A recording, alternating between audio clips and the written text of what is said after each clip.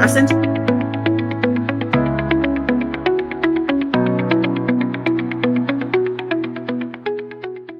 Oh, Foxy, it's your birthday. Not for real, just for play. This is Cree Summer, and Moana Nui will be right back.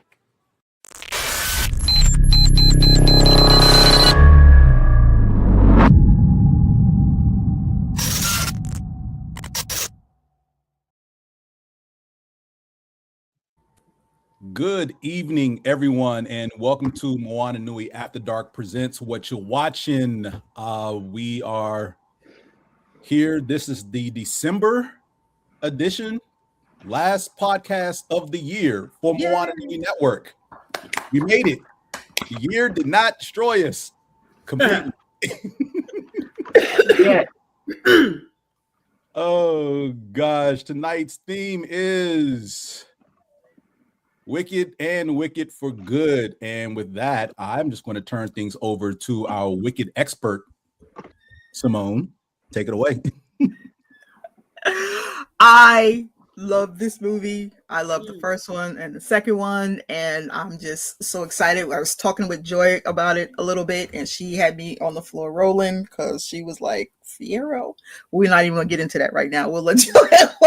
we'll let Joy. I mean, this is an after dark show. So once we finish like discussing the important things, we'll get into the particulars of our discussion over Christmas break. Dealing with Wicked for Good, it is the continuation from Wicked, and we pick up where Elphaba comes in and she does that superhero landing. Bam, my girl. And I just, that was like the opening for me. What did y'all think? Did y'all like that? I did, because it was giving Iron Man, you know, like that whole the landing and the you know better. Like when she looked up, everybody was like, oh, like you know what it is. You already know what it is. She has come into her own. Right. The superhero landing, yeah. Seen it. Yeah. Shut up, James. Anyway. Your attempts at hate or futile. No, I'm not hating. I'm just. You're not? I'm not hating. What would you call it? I love the intro, but no, I'm just being silly with the superhero landing. It sounds like hating. Yeah. Hate by any name is still hate. But the movie started strong, and I like that they started off the Wicked for Good. The name has implications. You can take it two different ways, like Wicked for Good, like I'm doing this forever. I'm wicked for good. Like this is me now. I'm wicked, or I'm being wicked for the greater good. Right, for a good cause. That's how you look at it. Which they still didn't deserve. She say what? They didn't deserve it. They didn't deserve her. They didn't deserve her. No. And I'm going to not push back, but I'm going to, I'm going to drag y'all to hell with me in my historical context. Hold on. Let me put on my seatbelt. Yup. Buckle it up. should already be on.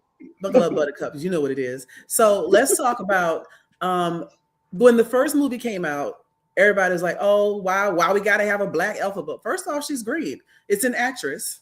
I don't even really rock with Cynthia Erivo like that, but she's a great singer and she did great in that movie. She was a great actress.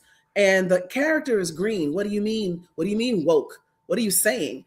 And I was so irritated because so many people had only ever seen the stage play, which is a very toned down version of the book. The book is in your face with it. And I read the book first. And when I read the book, the first time I saw animals capitalized, I was like, oh, I see what you're doing, because black is also capitalized in my world, know. And when someone tries to take away your voice, take away your citizenship, take away your ability to defend and protect yourself, call you an animal, you need to capitalize your identity to differentiate yourself from whatever it is they're trying to claim. And I caught that immediately when I read the book like 20 years ago. So for people to be like, what is this? Didn't you watch the play? They talk about it in the play. And better yet, go to the source material and read the book, because the book is not, the book is not woke. The book is an allegory of the times. And if you need someone, if you think that anyone that just expresses an observation of how we bury our head in the sands, how everything is fine as long as it doesn't affect us, how sometimes people speak on behalf of others, that's called allyship. You know, if you miss all of that and you just like, you'll be popular, you're a shallow person. And the world is passing you by. And that's only you to not recognize that somebody else was canny enough to see this and put it in writing 40 years ago, if not longer. When the book was written, but it had been around, right? Yep. So you just flow.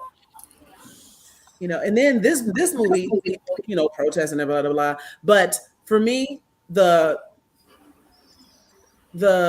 part that what irritated me the most was me watching Glinda be so Glinda and then coming out and seeing other people apparently not watch the same movie. What do you mean Glinda is a sweetheart? What do you mean Glinda is good? What do you mean Glinda is really the hero? What is wrong with you? Glinda is a whole bitch. Like, what movie were you watching? Glinda wasn't shit from the beginning. Right. Glinda was the pawn. Glinda was not a pawn. No, she was not a pawn. She wasn't a pawn because when she came out, I love the backstory of her showing that she didn't even have power when she was a little girl. Right. She wanted power. That's true. And that was her push. She wanted power. She wanted popularity. She wanted people to like her. People really and I feel through that she was easily manipulated, which is why she wasn't manipulated. She was doing the manipulation. She's only manipulated if you believe that racist white women are manipulated by their racist white husbands. Right. She is Ivanka. Yeah. What's her name? What's Trump's wife's name? Melania. She is Melania. Yeah. Yeah.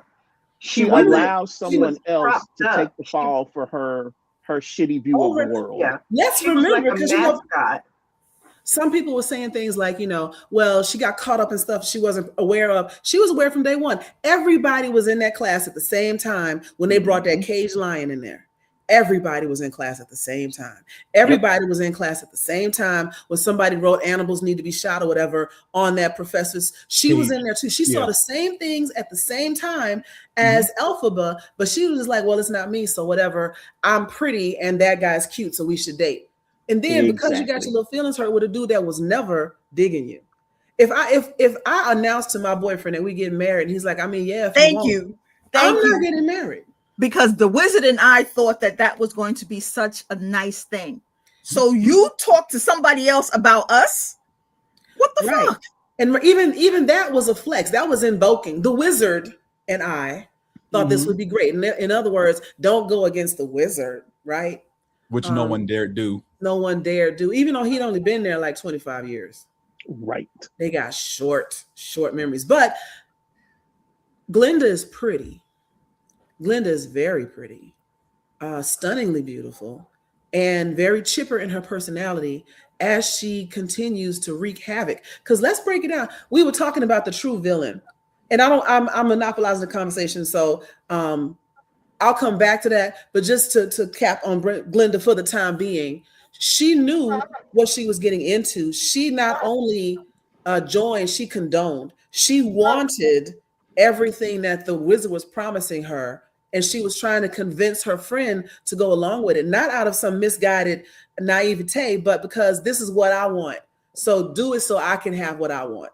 And I've been in that situation before with another woman who wanted me to give up on my dream job so she could apply for it, just so she could leverage it against something else. She didn't even want it, but she told me don't apply for it because she knew she couldn't beat me.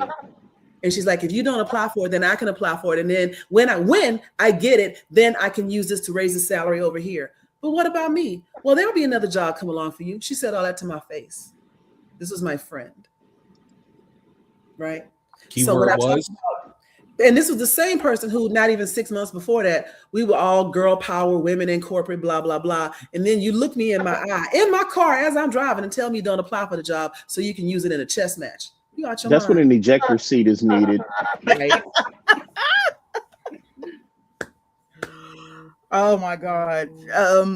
I heard that y'all were the book. Y'all were talking about the book. Yes. Has anybody else read the book? Earlier, No, I have not read the book. the book is morbid as hell. I've heard things about the book. And I mean, Nessa Rose didn't even have arms. I'm glad that they changed it, because there's no way in hell. And she wasn't even in school. Elphaba was in school first. So it's like I like how they did it with the play, the book, the play, the movie. All three are completely different. But Nessa Rose still went on to be, evil.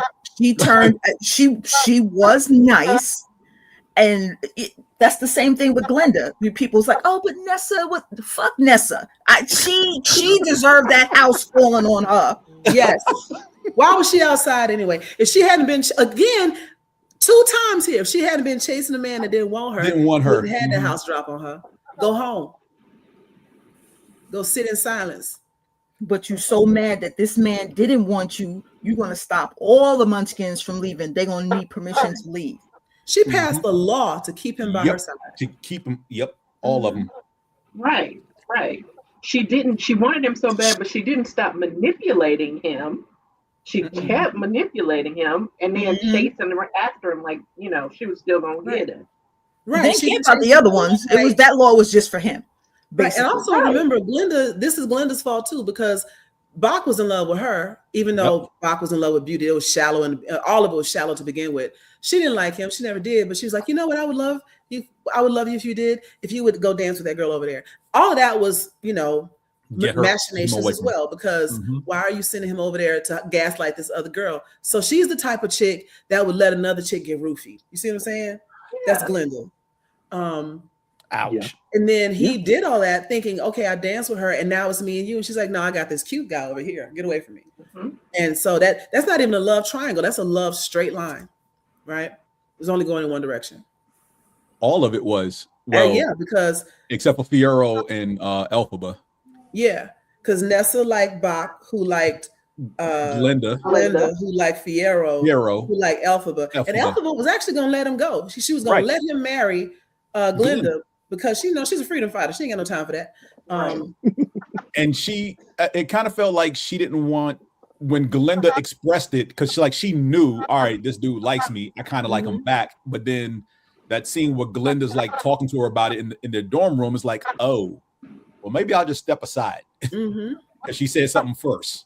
It's kind of like she beat her to the punch. It's like, for our friendship, you can go ahead. And I'll ignore the fact that he exists. Yeah. Yeah. Then Nessa and Bach, they're both the same. It's just like, she can't have him and he can't have Glinda. So they're going to make everybody's lives miserable. Right. Which is crazy as hell. Yeah. But yet. What's up, Bryce? We're talking Wicked.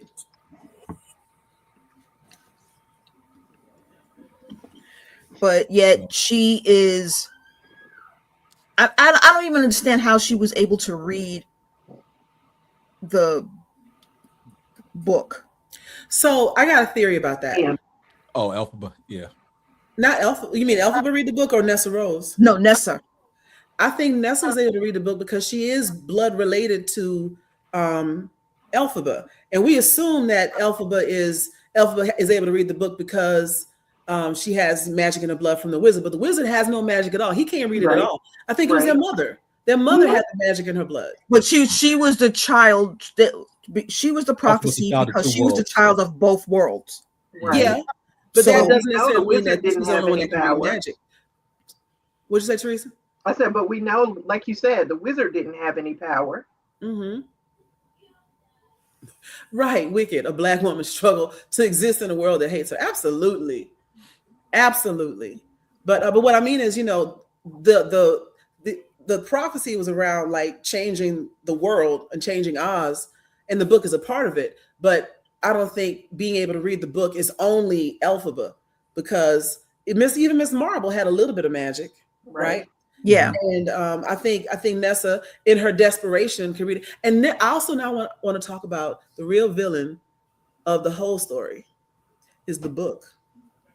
That book is an asshole. Like the The book just decides, you know what? Who's worthy? Who's worthy? What do y'all, I decide. And whenever you try to read, and even Elphaba was trying to be very specific about what she asked for. And he was like, oh, you want your man not to die? You know what doesn't die? Straw. There you go. Yeah, it's like a genie. You not sure what you're asking for. Exactly. Monkey's paw. Mm-hmm. You can make this wish, but it's going to be consequences. Exactly. So, and I don't understand why.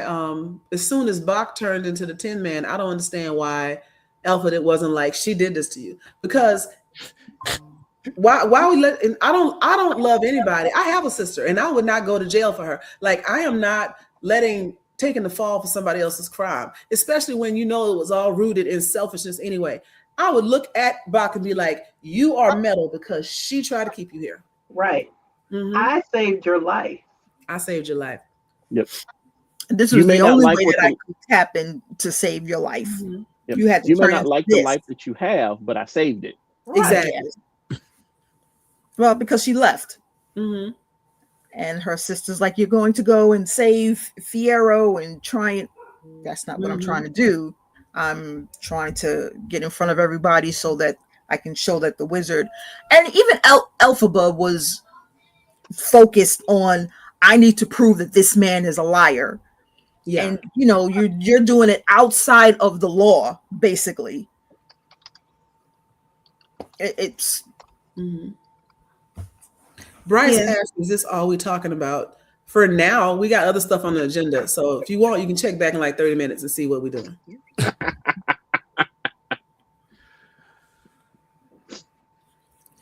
So Bryce is not interested in Wicked. No, I guess not. But that's fine. But yeah, give like check back in like 30 minutes and we might be moved on to the other stuff. Peace. Just the evilness, and it's funny because even watching The Wiz, at the end, it's like everybody already had what they were looking for, which I need to watch the deleted scenes. I haven't watched those yet because I need to know how come the Scarecrow wasn't there when the Lion and the Tin Man was bashing Elphaba. Where were you? The Scarecrow? The Fiyero wasn't there when the Scarecrow, when the Tin Man, Bach and that the scene outside Lion, when they were going off with Dorothy. And they was using that music from the original movie, which was pretty cool. I like that. And he was talking and saying, and look, the lion, kill the witch. Yeah, look what he did to the lion. Yeah. And then turns and looks at Glinda. I'm like, dude, of course you have a heart because your heart is broken. Your heart is hurting because she hurt you. But now you want to hurt Elphaba. It's like you want to get back at everybody. So you actually do have a heart. I could care less if that damn lion had courage or not, because he could have stayed his ass. They should have kept him in the fucking cage. Let's talk about that. Because for me, the lion represents the colonized mindset. Again, don't argue with people that Harriet Tubman would have left behind. Exactly. That's how I look at the lion. The lion had a point, and he never lied on her. He said, she took me out of the only home I ever knew. Which is a cage. And that's all people. And when people ask him his opinion, that's all he said. He never really had anything else to say about it other than, I'm uncomfortable, I'm scared. I never learned to be strong. She took me out of the only home I ever knew, and now I'm scared. Yeah, that makes perfect sense. But the way it's twisted is it sounds like she did something wrong. He doesn't know that he is free. And that's what I mean about that colonized mindset. You'd rather be back in the cage. Right. Yep. He doesn't Uncle know Ruckus. that he's free. Take the lid off a jar, the two flies stop jumping up because they think they're going to hit their head on it. Yep. Uncle Ruckus. And whoever Sam Jackson's name is in Django, I can't never remember that character's name because I hate him so much. If I hate you that much, I block your name out my mind and I can never remember it. Which means he did an excellent job in that role. He did. Oh man. I think that's when I started disrespecting him and calling him Sam Jackson instead of Samuel L. Jackson. After that role, now you just Sam, because bro, what was this? So mad at you, bro. I mean, he's a good actor. Yeah, he's an excellent actor. You leave Nick Fury alone. Nick Fury, yeah, Gator. He's Gator as far as I'm concerned. Wow. From, what was it? Jungle Fever. That's why I always remember him. That was 1,500 years ago. It was. Gator is now vintage. I was having brunch earlier, and they were playing some really good like R&B on the little Spotify station, TV, whatever it was. And Can We Talk by Tevin Campbell was playing. And I looked up like, ooh, what station is it? And it said Golden Oldies, Volume 5.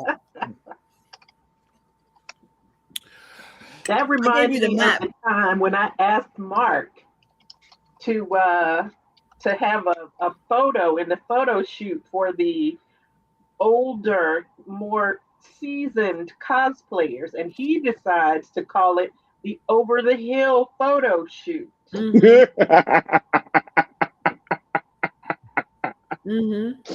Mark was trying to get beat up. That's all that was. Damage. Mark was trying to get beat up. Oh man, I got a million other things that we could talk about with this, just with this movie, but I'm gonna let y'all talk for a bit. So I want to ask this question. I want to throw this out there.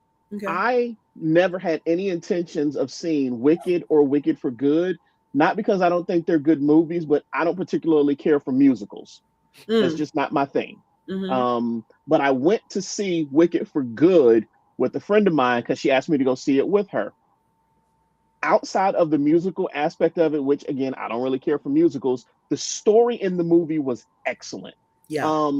She told me that in Wicked, you would like the story. The story more was the story of Elphaba being a freedom fighter. Yes. Yes.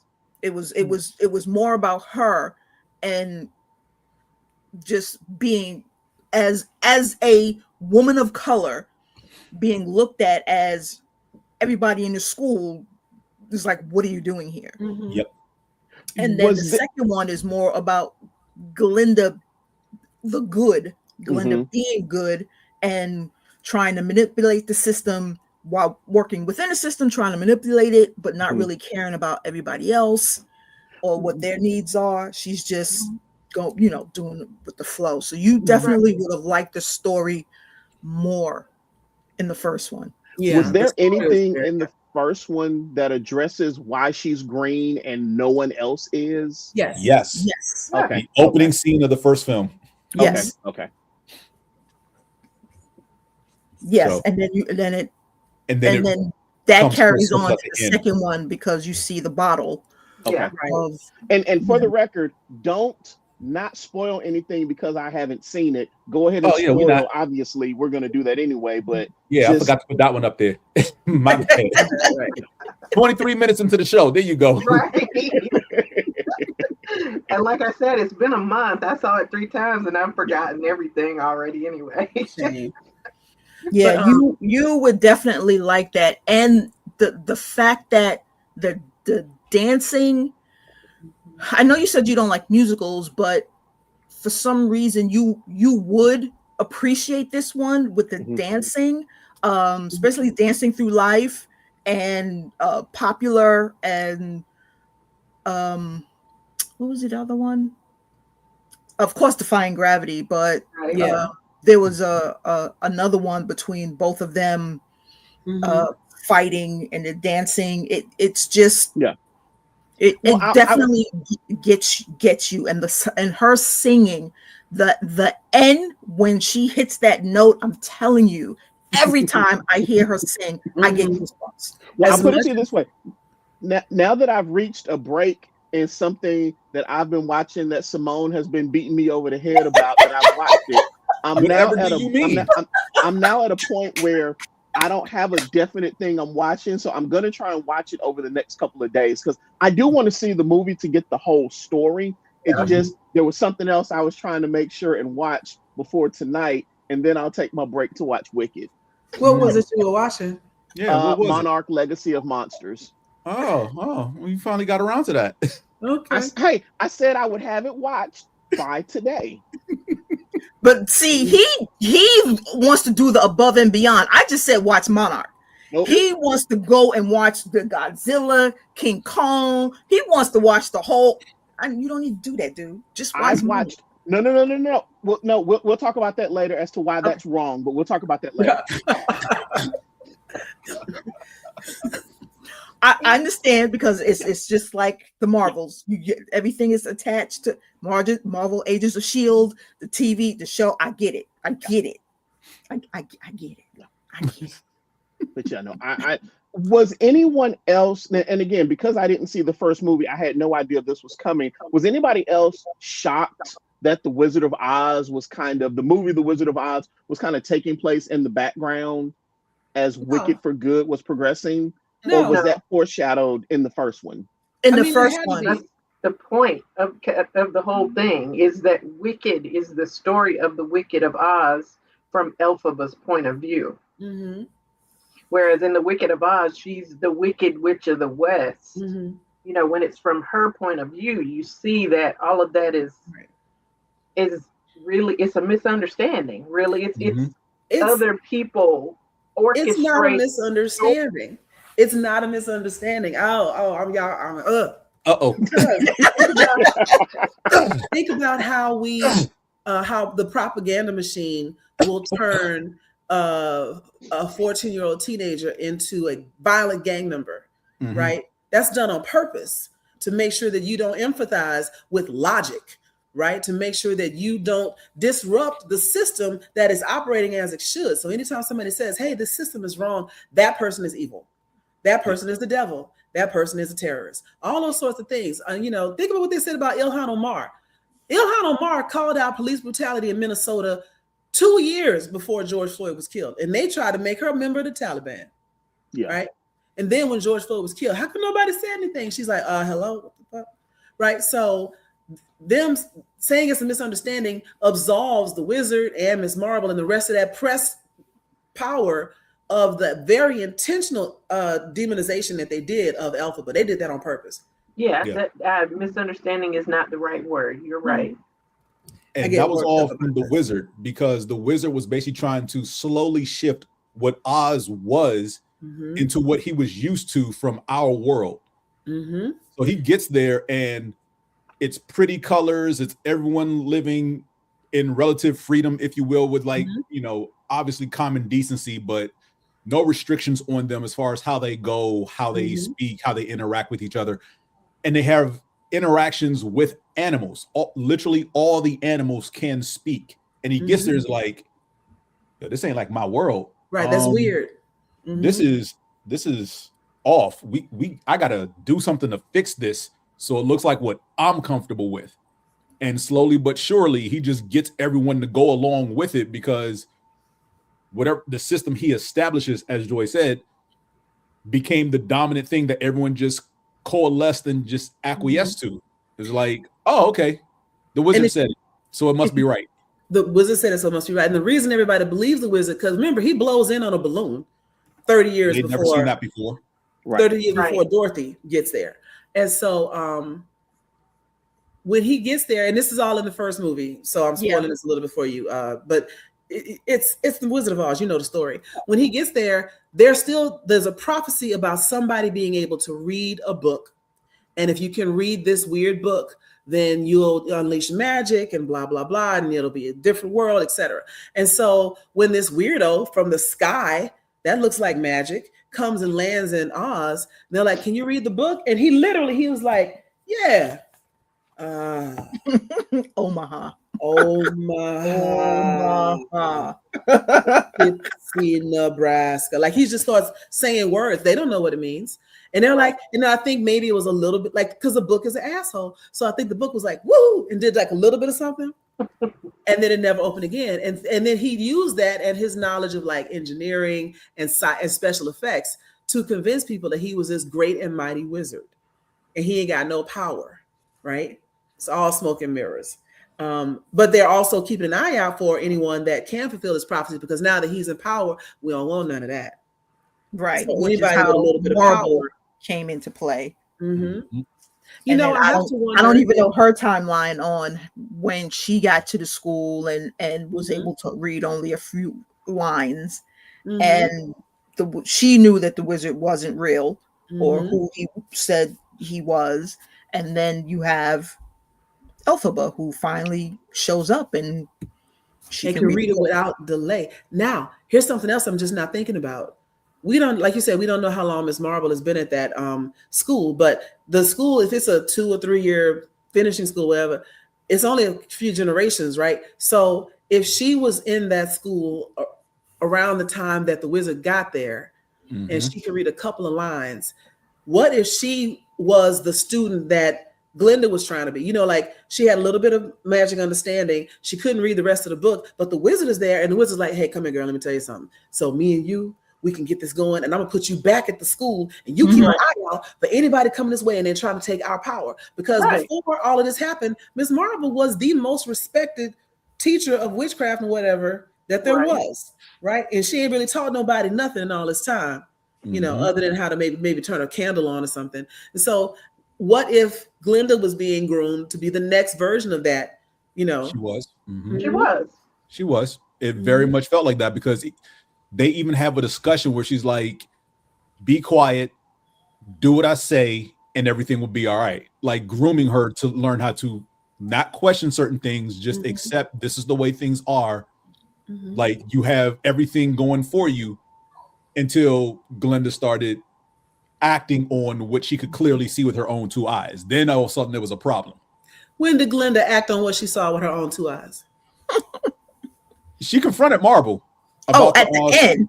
Yeah, at the end. She's like, come here, you're gonna want to see this. I was like, okay, man. I was like, yes, it was at the end. I'm not saying she did it earlier. Yeah, it was at the end. To recognize that she didn't confront Marvel to save Elphaba. As far as she knows, Elphaba is dead. She confronted Marvel in a power grab. Yeah. Now Glinda is the most powerful person in Oz, because the wizard is leaving, right?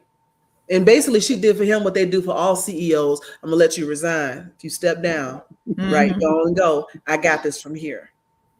You know, and then at the end, you see the book kind of when Glinda walks by, because the book is an asshole, right? So the book is like more chaos. Hey, Glinda, let's play. There's no telling what she would do. She'd be a complete egomaniac.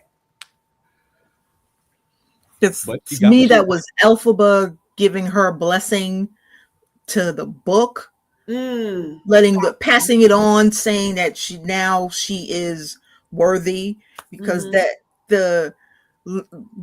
watching the director story, or them telling the story of the end, I again crying crazy, because that wasn't in the script of her going into the closet and they both touching the door at each other, and I'm like, okay, y'all got me. I'm not supposed to be crying in this movie like this. It's crazy. But you know, so she was truly hurt, and just to see her hat, I think that was like her, no pun intended, last straw. I'm not the last straw. You say last straw, really? Hey, really? I mean, no pun intended. But that was it for her. and she, you know, it was like, this was, she saw the glass bottle and realized this was your child. This is what you did. You need to go. Get the fuck out of my town. Get out. I don't care where you go, but you got to get out of here. You got to get out of here. Make up a reason. We also need to talk about the ruby slippers that Glinda gave away. And all of this is coming from the fact that Glinda is mad that the boy she liked don't like her. Right. And she goes on a petty rampage. First off, I don't care if you are trying to ride this power line or whatever, trying to be adjacent to power, whatever. You were supposed to be my friend. You said I was the only friend that mattered. And then also remember, Elphaba was going to let Fiyero marry Glinda. The only reason she interrupted the wedding is because she was freedom fighting for the animals that was trapped underneath the building and everything. Very, very similar to the way that enslaved Africans used to be trapped under the church that was on top of the fortress on the point of no return. I just made that connection myself. Ew. But she let them all out because they didn't need to be in there. She didn't mean to disrupt the wedding. And honestly, if they hadn't kept trying to get her to do wrong, she wouldn't have been there. She'd have just skipped the whole wedding in the first place. All of this was to draw her in so they could kill her. And Glinda knew that they were trying to kill her.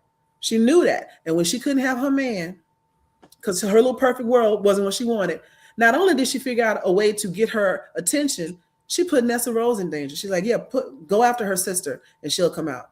I didn't know you were going to kill her. What you thought we was going to do? Right. Mm-hmm. We can kill everybody else. We told everybody to kill her on sight. You thought we wasn't going to kill her sister?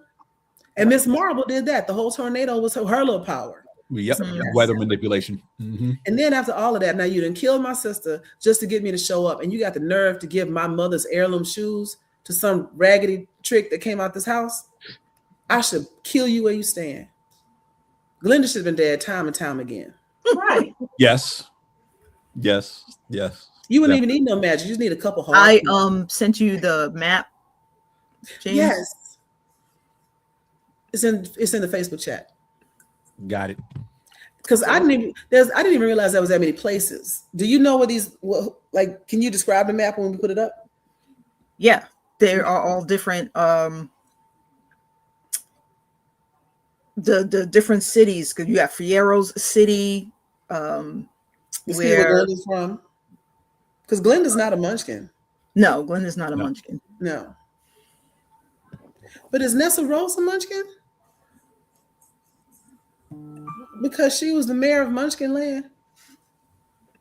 Yes. Her father, yeah. Well, yeah, because her and Elphaba have different fathers. Yeah, so Elphaba's half Munchkin, half wizard. Spoiler.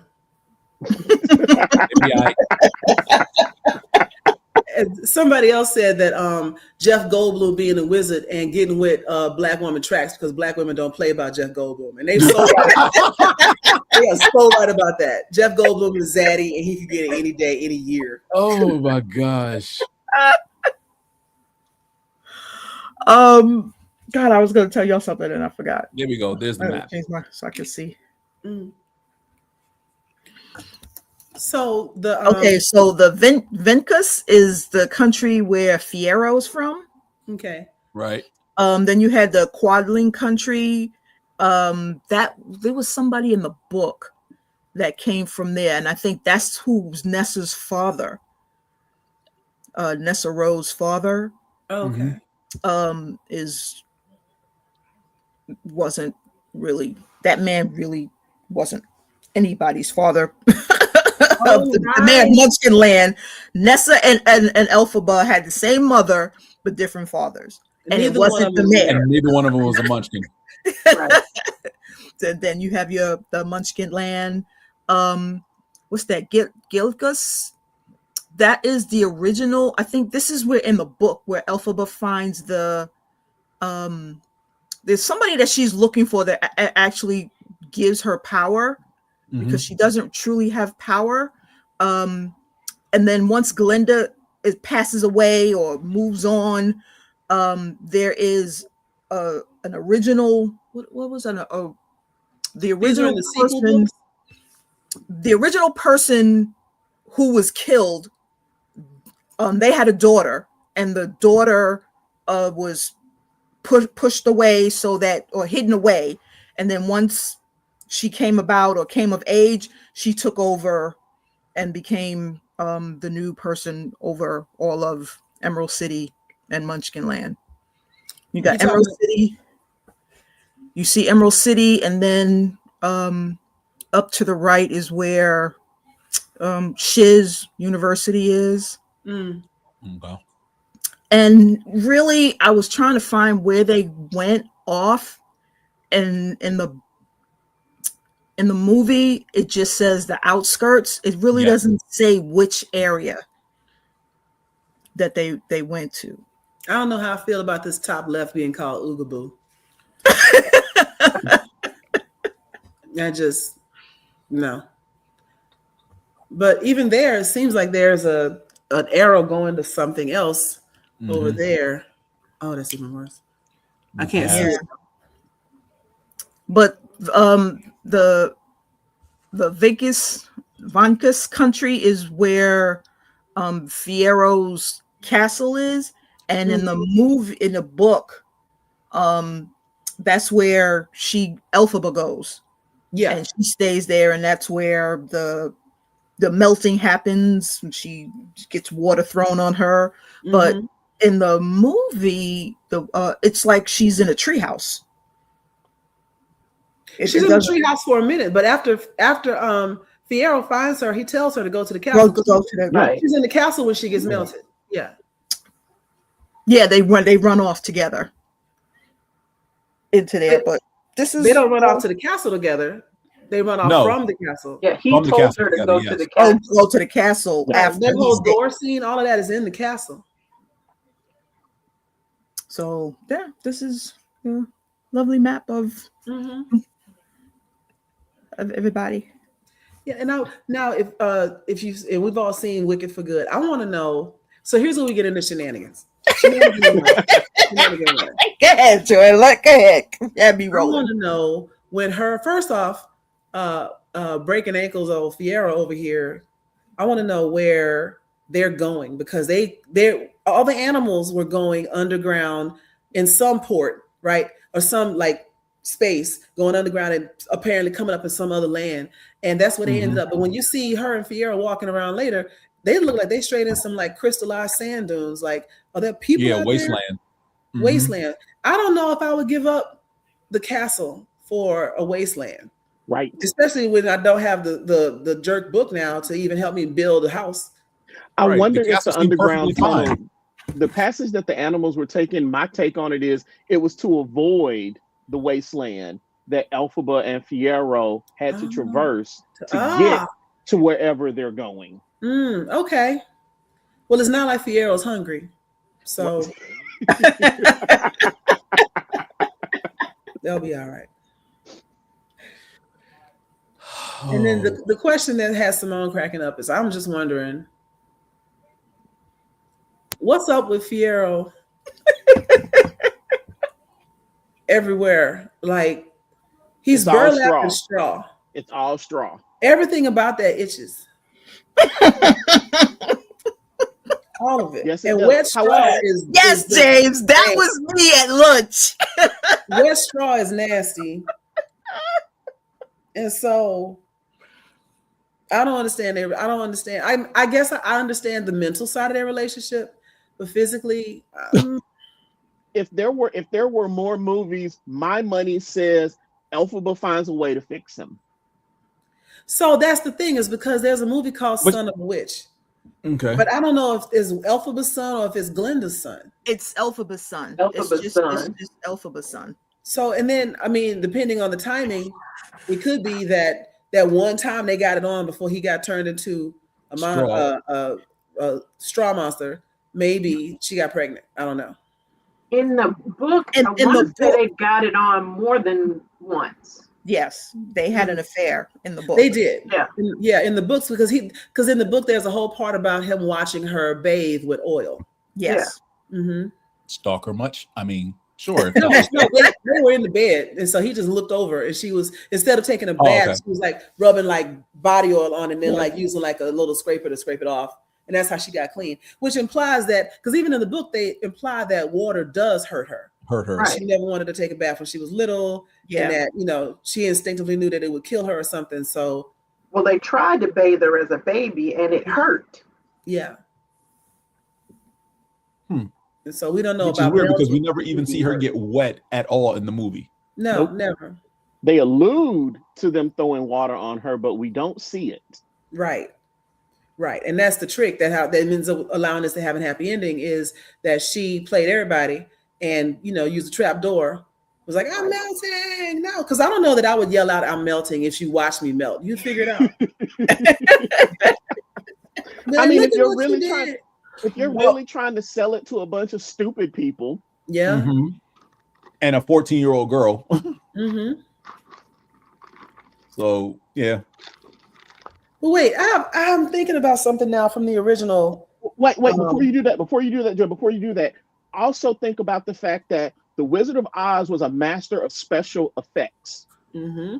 So the image of her burning and melting, how do we know that's not, obviously the wizard didn't do it, but that could just be some sophisticated special effect to help sell the idea that she's dead. Yeah, I absolutely think that she cast a little, because the only person that saw it was Dorothy. Yeah. Mm-hmm. And you hear But that. then how did Fiyero know where she was? It's Right. like, did you have this conversation? You know, it's like, to me, Elphaba had this conversation with Dorothy, then Dorothy told Fiyero. No. Wait, hold on. I'm maybe I'm misunderstanding, but isn't the castle like the castle was like in Fiero's family? I thought. Yeah, Fiyero knows that castle inside and out. Remember, there's a moment where one of them flying monkeys brings her a letter, and it's from Fiyero while they're on their way to get her. And that letter probably says, "Hey, use this. We're coming. Dorothy's coming to get you, whatever, and we can fake your own death." And that's how you found her. I'll be there in a minute. Right. Okay. I also am thinking back to when Dorothy and the Scarecrow, she picks up everybody along the way. And remember, it's her first, and then she meets the Tin Man, and then the Scarecrow, or vice versa. It's the Scarecrow first, then the Tin Man, then the Lion. Then the Lion. Right. And so but then they all get kidnapped by the wizard and his people, and he tells her, go and get her broom or whatever. Because we're wondering, where is Fiyero when the Lion and the Tin Man are talking? I distinctly remember in the original Wizard of Oz, the flying monkeys or somebody had the Scarecrow and they were pulling all his stuffing out. I remember that scene. That did happen. That's at the end, though. After I think that's when they're heading towards the cat, like just outside of the witch's castle. Okay. Yeah, they're heading there because even in the book from Oz, he said she sends them to go and get Dorothy and bring her there, bring her to her, but then Fiyero takes his straw off and covers her because she sends bees or something metal, and it attacks Dorothy, and then everybody dies except for the Lion. So the Lion is the one that ends up being with her, which is funny because he's the one that helps Glinda at the end help rule Oz. Interesting. Wait, where does this take place? That's in the book.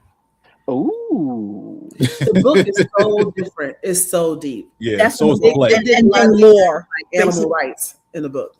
Lore, because I was reading through it, trying to figure out everything, and I was like, oh, I didn't know that the Lion became the cowardly. One of the guardians, and everybody. And this is the book, The Wizard of Oz, not the book for Wicked. This is the book for Wicked. This is the book Wicked.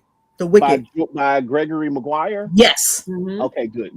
Okay, I just want to make sure I got the right thing pulled up. Matter of fact, I remember a couple of scenes in the book where I was like, "What is going on?" That was like some kind of weird animal orgy at one point. Yes. Oh my God. Yes. I was like, "What the hell?"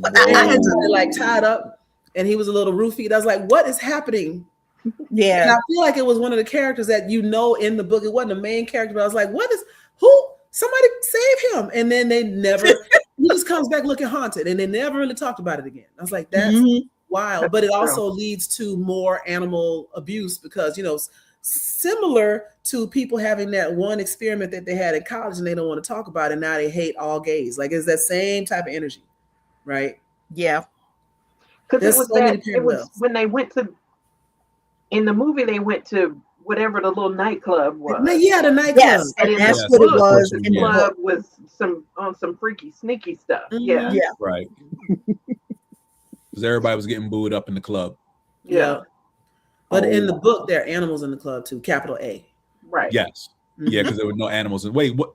I thought, no, Elphaba taught, like, oh gosh, what is it? I'm trying to remember the first movie.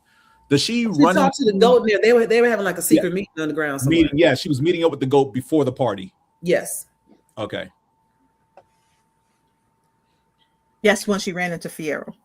I also found it interesting that over time, if you if people don't listen to you, you lose the ability to use your voice. Like if you can't be heard, eventually you stop knowing how to speak. There's also a little bit of like not Stockholm syndrome, but like, success of the oppressor. Like you've given up trying to speak, or you've lost the ability to because your voice was silenced for so long. Like it's really deep. Okay, cool. But also, okay, so the Tin Man is immortal and the Scarecrow is immortal. Because how do you die if you just straw? I suppose he could burn. But or they could just pull him completely apart. Tin Man, though, I feel like Rust. I guess what he was rusted. The Wizard of Oz, he's already rusted from the storm. Right. Mm-hmm. And actually, one of the shows that came, and it was kind of funny. It was Emerald City. No, was it the Wizard? Was it called the Wizard of Oz, or the one with the? It was basically more the story of the wizard, and it was 3 sisters. It was Glinda, Elphaba, and another sister. Oh. That sister ended up being killed by Glinda. Being killed. Yeah, by I know what you're talking. Yeah, that one was Emerald City. That was on NBC. That was Emerald City. I remember that. It didn't get a second season. It was really that good. Was an excellent show. It was a horror movie because it had the. It was a show. God, what the hell is that guy's name? I can't remember his name. From Emerald City. Yeah. I'm looking at the IMDb page now. Which character are we talking about? The wizard. Vincent D'Onofrio. Yeah. Is that what other show was he in? He's Kingpin in Daredevil. No, that's not him. I know who you're talking about. Is the white guy who yes. I see his face. Well, the wizard is Vincent D'Onofrio. Vincent D'Onofrio, right? No, it's not him. But he wasn't a wizard. I want to say he was a 10. Who was the Tin Man? The Tin Man was. Seymour. So I'm trying to pull up the cast right now. They don't have him listed as the Tin Man for Emerald City. No, it wasn't a. I don't want to say it was a TV show because it was a. Yeah, because I'm only seeing Cowardly Lion and Scarecrow. So the Tin Man was named Jack in Emerald City, and his real name is Jaron Howell. It's not him. There was another movie like this or whatever, and Zooey Deschanel was in it. Or Zooey Deschanel. Zooey Deschanel. And the only reason I know that is because I didn't know who Zooey Deschanel was at the time. And the way the credits would play, I thought the guy who I'm thinking of name was Zooey Deschanel. And so I would be labored under that misunderstanding for like a year, and then I couldn't ever. Oh, it's called Tin Man. Tin Man. And it's from 2007. And who's in that cast? Give me just a second. All right, Tin Man, 2007, Zooey Deschanel. The main cast. There you go. Oh, him. Yes. This guy. I thought his name was Zooey Deschanel for a long time. No. Neil McDonough has been in a lot of stuff. He's that guy. He's one of those guys you recognize in a lot of stuff. Yeah. No, seriously, he is. He is one of those dudes. Oh, that's who was he in Arrow, James? Damien Dark. Yeah, thank you. This guy. Yep. Mm-hmm. He was also in Captain America as Dum Dum Dugan. Okay, it was Emerald City. No. Okay, wait. We all of us. No, it wasn't Emerald City, but I love Emerald City because that was my girl. Yep. Florence from Black Panther. The black chick, yeah. Florence Kasumba. Yeah, that's who I wanted to cosplay her. Wait, how do you pronounce her name, James? Florence Kasumba, I believe. Okay. Or Kasuma. Florence Kasumba. Excuse me. Yes. She's the Dora Milaje in Civil War that told Black Widow move or be moved. She's so fine. I really wanted to see that fight. Oh yeah, I wanted to see that fight. What fight? That wouldn't have been a fight. Widow would have got her. Man, I'm tired of people saying this would be a good fight. No, it wouldn't. Stop lying like that. I still wanted to see it. Widow has skills. She ain't touching the Dora Milaje. I need people to get now over that. We're talking it. I want to go find Tin Man and check this out too. Okay, I can't. It was just on, and I need to find the right, because it was called The Wizard. It was called The Wizard of Oz, or The Wizard, or it was because it was just about the wizard. Okay. It wasn't about movie or TV show. It was a movie. It was a movie. It wasn't a TV show. It was a movie. And it was funny because it was like, well, not funny, but it was. I Oz the Great and Powerful. Yes, that sounds right. Yes, that's 2013. Yep. Yes, that's it. I googled movie about the Wizard of Oz from his point of view, and they were like, "Oh, this." Oh yeah, the James Franco. I couldn't think of his freaking name. Yeah. I didn't realize Mila Kunis. Okay, so she played Elphaba. Although, just like Emerald City, we see the three sisters, at least in the title art for this. I've never seen it, so I don't know how much of a focus or how much airtime the three of them get. But again, the wizard and the three sisters. Interesting. And in that movie, kind of funny because in that movie, the two sisters, which was, I don't know who the hell the other one was, but Elphaba and the other one had Glinda tied up, and the wizard was the one that was trying to free her, and even told Elphaba, "I know you're not bad. If you want to come back, you will be welcomed." And then she flies off, and then Glinda kills the other sister. Of course. Okay, I already want to see this film. It's got Bill Cobbs and Tony Cox. I already want to see it. I don't care about anybody else in this movie. I want to see this film now. I mean, it's cheesy. It is cheesy, but it's cute. It's cute because now it's like you're learning all of the, okay, well now this is just concentrating on the wizard, and now this one was just concentrating on Elphaba, this one was just concentrating on Glinda. So it's like all of these little backstories. Then you got the Wizard of Oz concentrating on Dorothy, and then you got the Wiz, right? Concentrating on Michael Jackson and the Crows. It's got Tony Cox in it. Of course, it's cheesy. True.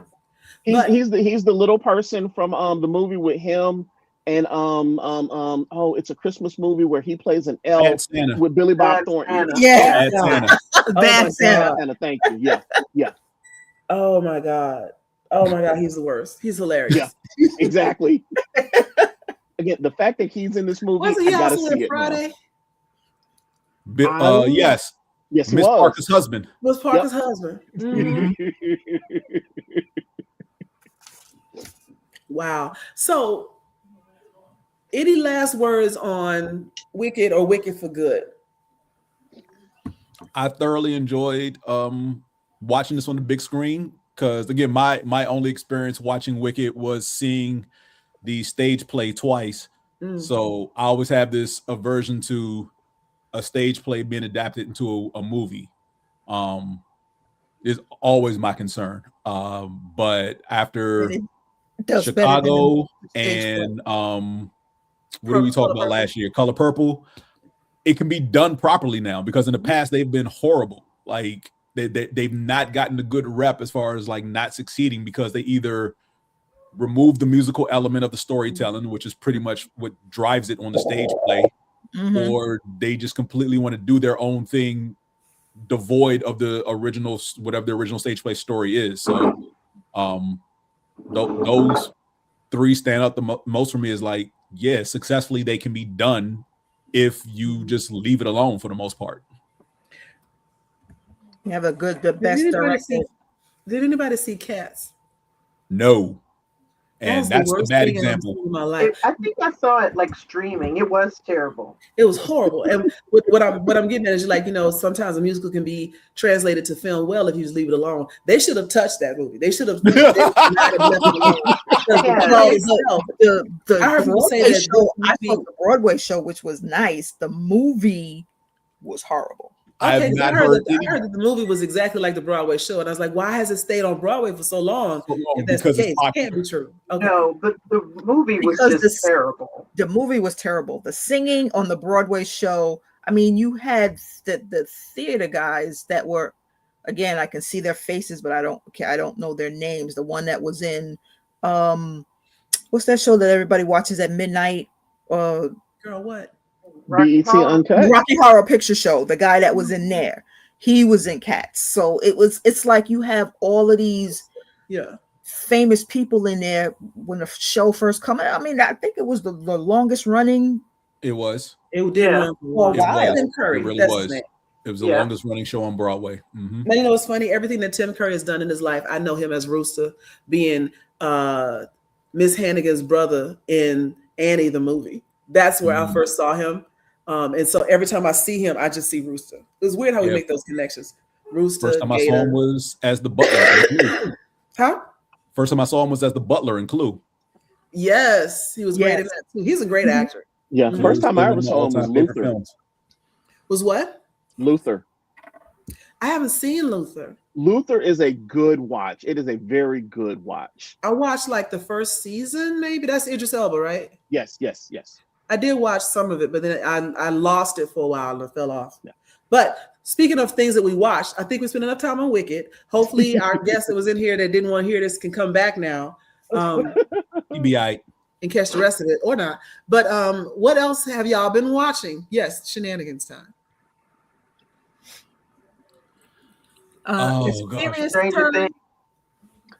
So I have been. I finally watched Monarch Legacy of Monsters. Okay. And what I did, because I've never been a big kind of kaiju person. So I catch monster movies here and there, but I've never made a conscious effort to sit down and watch. The only one I did was Pacific Rim. Other than that, I catch monster movies when they're on and I'll watch. So for this one, Simone, I watched in the chronological order. I didn't care about the release order because it's no secret. It's about, how some things, if you watch chronological versus release, certain plot elements get spoiled. We all know this is some shit about monsters. So there's nothing really to spoil, in my opinion.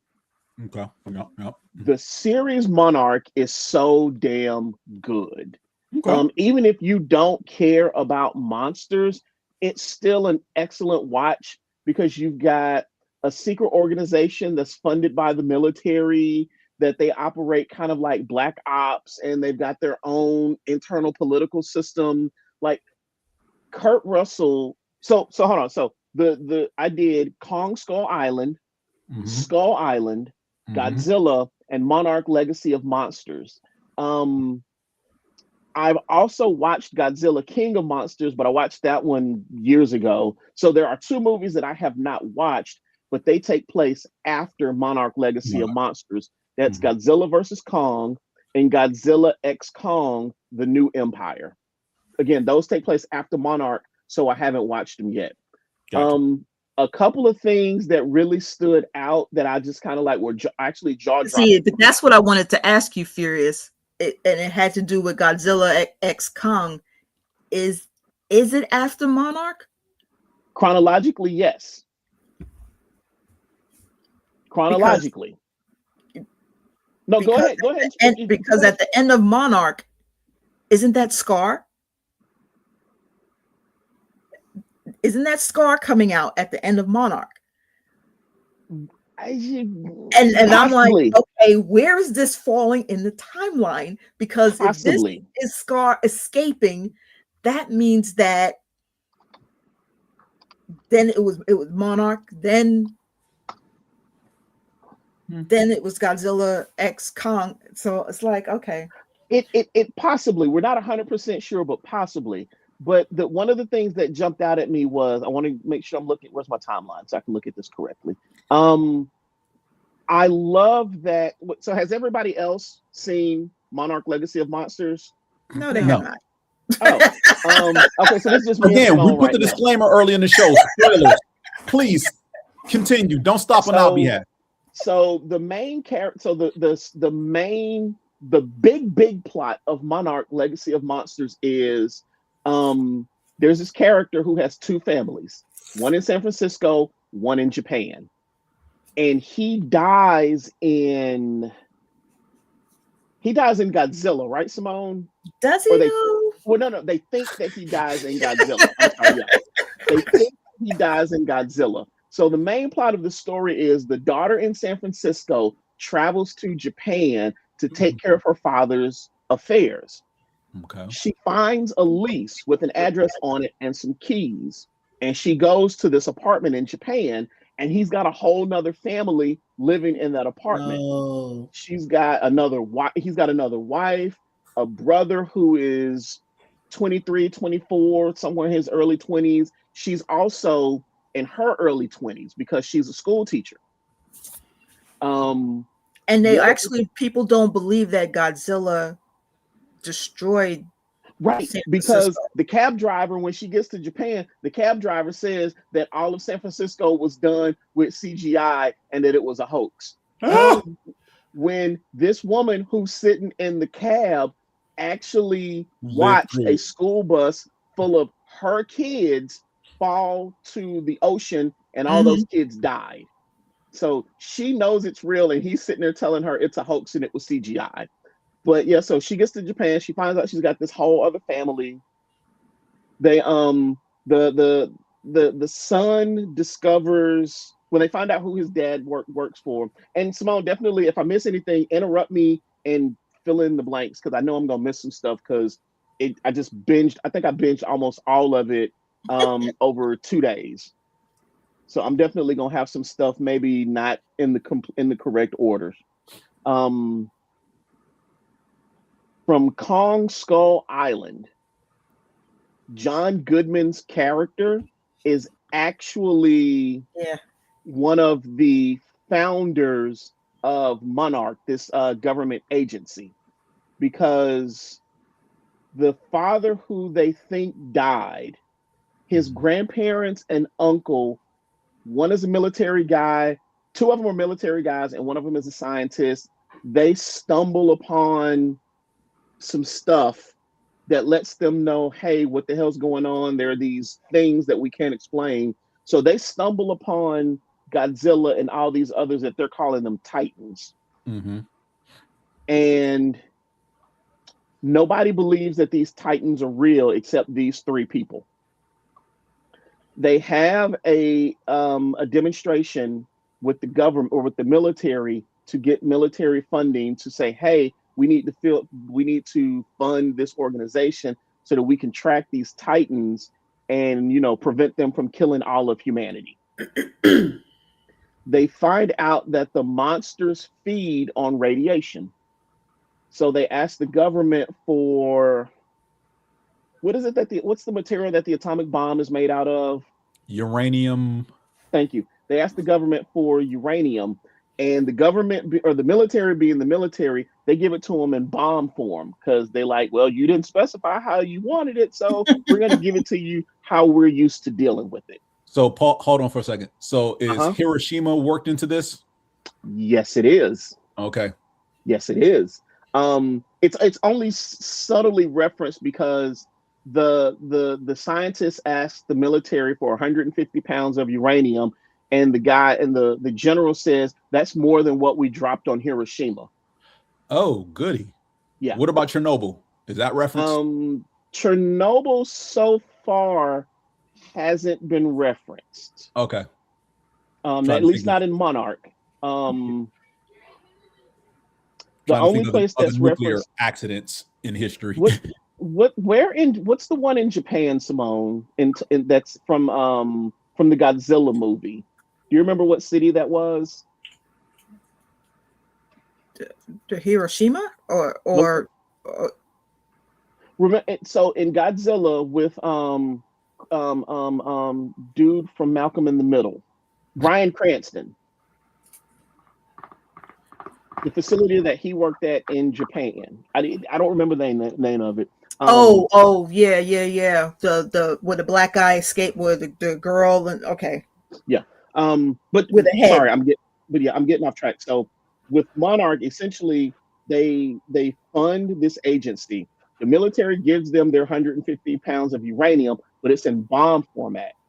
So they use that to lure Godzilla out because, like I said, they feed on radiation. The military thinks they've killed Godzilla. So they're like, nope, we're done with it.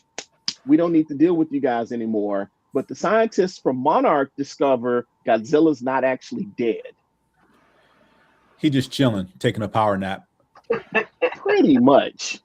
Yeah, because it was a fisherman that sees him, or he swims by, or something crazy to where the atomic by a power nap. Right. Well, and that happens in one of the other movies where when he gets severely damaged, he essentially hibernates to regenerate and build himself back up. Yeah. Because that's the king of monsters, I think. Yeah, the king of the monsters. Mm-hmm. So you got this government agency, they're doing all this stuff.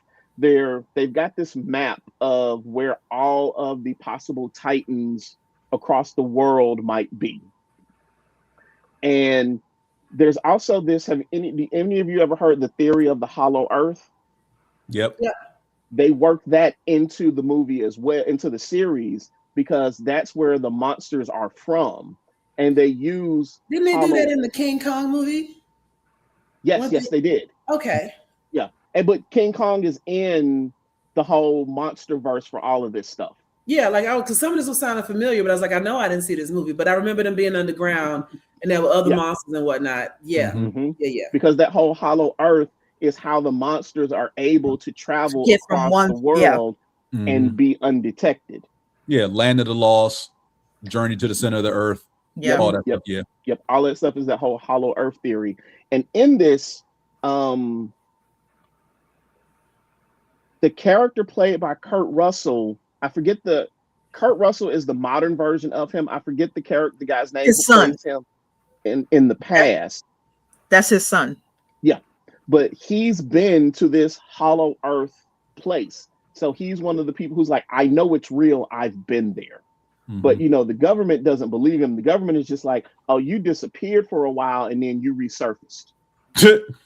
Right. But see, the time difference there is crazy because he was there for 20 years by our time, because much like, what did they say? The closer you are to the source of gravity, time moves differently for you. Yeah. So he was down there for maybe a couple of days. It wasn't even a week. Yeah, it was just and a few then he days. was able to get out. Yeah, in our time, 20 years has passed. Oh, goody. So, everybody else is like, how is this 90-year-old dude still looking this good? And he's like, yeah, because 20 of those years were like a couple of days for him. I'm trying to make sure I hit the high points and not like. Well, now you know what Dad went when he said he was going to get milk and didn't come back. Wow. Center of the earth. One of the other things that happens is the grandmother of the three scientists that originally formed Monarch. One of them, she appears to have been killed in an accident, or she falls and they think she's died, but she ends up in Hollow Earth. 8 months. For her, Hollow Earth has been, she says, 57 days. Oh, it's 57 days. Okay. So 2 months roughly. She's always been like the brains of the operation.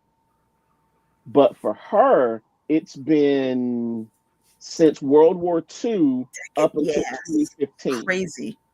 She got a whole new generation. That's how much time decades have passed. Like, you know, they've missed putting a man on the moon. They're not aware of any of these things that have happened in history. First Black president, they missed a lot. Right? I mean, it's to give you kind of they do transistors. Right. One of the things that they throw in that I like that they threw it in and they kind of addressed it, but didn't take a lot of time addressing it. Again, this is World War II time. You got a female Japanese PhD working and telling these white men what to do in this company. And this military general says, oh, no. She's one of the good ones. Yeah. And later in the show, they make it a point to address that because she's kind of like, you know, I've got all these degrees and all this experience, and I'm still just one of the good ones. Let me tell you something. I was waiting for them to say, "You're my father." I was waiting, but it turns out that they're not. Right. This, I was yeah. like, so they get with the brother and sister, and then the friend of the brother. Her name is May. The brother is Kentaro, and the sister is Kate. Like I said, they're essentially the meat of this series, because without the three of them, none of this would even be going on. Gotcha. So like I said, their whole thing is they find all these secret documents from their dad's office. The hacker chick, you know, starts trying to decrypt it, and something she's decrypting calls home. So now Monarch is like, well, wait a minute. Somebody's got our shit. We need to go find out who this is and where these people are. So that's how they get brought back into the picture. And like any other rogue Black Ops agency, they go and they kidnap this woman. They kidnap her in Japan, trying to get the information out of her as to where are our files, what are you doing? Blackmailer. She doesn't know what's going on because, again, she's just trying to close out her father's affairs. She's just like, my dad died. I'm just here to take care of his stuff, and then I want to go home. Mm-hmm. So they blackmailer. You got a whole new family. Yeah. The brother also, they find him and they track him to his house with his mother. And his mother is like, hey, if you got something that belongs to them, just give it to them and they'll leave you alone. No, they won't. No, they won't. It never works that way. But she says that just for their benefit, because she secretly hands her son a picture of his dad. Mm. And, you know, so she's stalling to give him time to escape. So he escapes. The team that's there finds out. And I'm actually kind of surprised they don't do anything to the mother. They just bounce and leave her alone. Because she don't know anything. Yeah, but when has that ever stopped a Black Ops organization from taking somebody hostage and using them as which they're doing to the Black hacker, to her sister. Right. The Black woman, they do that to, not the white folks. Well, there's your answer. Well, I'm sorry, not the Japanese family. Again, there's your answer. Well, yeah. So, okay, where am I now? Fast forward a little bit, because there's some other things that take place, but not necessarily anything of great importance. They find out that the person, the picture is not of Kentaro's father. It's of his uncle, who is the dude that was trapped in Hollow Earth for 20 years. Who happens to be a colonel in the military, but they've got him in some retirement home that's really a facility where they place people that they can't just outright kill. So they've got him in this retirement community where they're monitoring his actions. They've got an ankle bracelet monitor on him and all that good stuff. They get there and deemed crazy. Right. So they get there, they start talking to him, and Kurt Russell being Kurt Russell, his character takes a knife and cuts off his ankle monitor and says, all right, you got 60 seconds. What are we going to do? So that starts this worldwide journey of, all right, here are all the places my father has been. Here are the places where we think he's going. And all along the way, sometimes they run into Titans and they escape. Sometimes they run into Titans and a couple of people die. They find his father. They figure out, see him, I'm sorry. and they're like, "You're not dead. You're alive." And then he doesn't even care that his children are there trying to find him, because he just jets. It's more, he cares more about the Titans than anything else. But he tells them to go. He's like, "Get away. You shouldn't be here." Because in the World War II era, they developed this device that will emit fake radiation and summon a Titan. But now it's 2015, and this big ass device is small enough that he can fit it on the back of a pickup truck. So he's taking this device all around the world trying to summon a Titan. And the theory is that we can summon a Titan. Maybe they can close the portal between our Earth and Hollow Earth, so that the Titans can no longer come onto our Earth and destroy shit. Because and they don't realize Godzilla is actually the one that is keeping the Titans in check. Yeah. That when they come out of Hollow Earth, Godzilla's like, "Okay, motherfucker, you know you're not supposed to be here. Get your ass back there." He fucks them up, kills them, or puts them back in. And then that's his clash with King Kong. They're both the Titans to where they're keeping track of. Well, so the thing with King Kong and Godzilla is they are the two alphas. But in this scenario, there can only be one true alpha. So they try to keep the two of them separated because of all the destruction that would happen. Right. And in one of the movies, who's the three-headed dragon from the Godzilla series? Gamera. Is it Gamera? I think it's Gamera. No, that's not it. Ghidra. Ghidra. Ghidra. Apparently, Ghidra is an alien. Again, as we're doing all of this, they're uncovering all these, I don't want to call them myths, but or stories that are passed down through oral history, as a lot of people will do, as well as and cave drawings and whatnot. And every ancient culture around the world, except our modern culture, has reference of all of these Titans, because every Titan apparently used to live or to coexist in an ecosystem with people. Because the Skull Island where King Kong is, he is the protector of all the people on that island, and they revere him as their god. The same thing with Mothra and Godzilla and just different people around the world, ancient peoples. They regard them as their gods and their protector. But Ghidorah is an animal. I mean, an alien. Alien, yeah.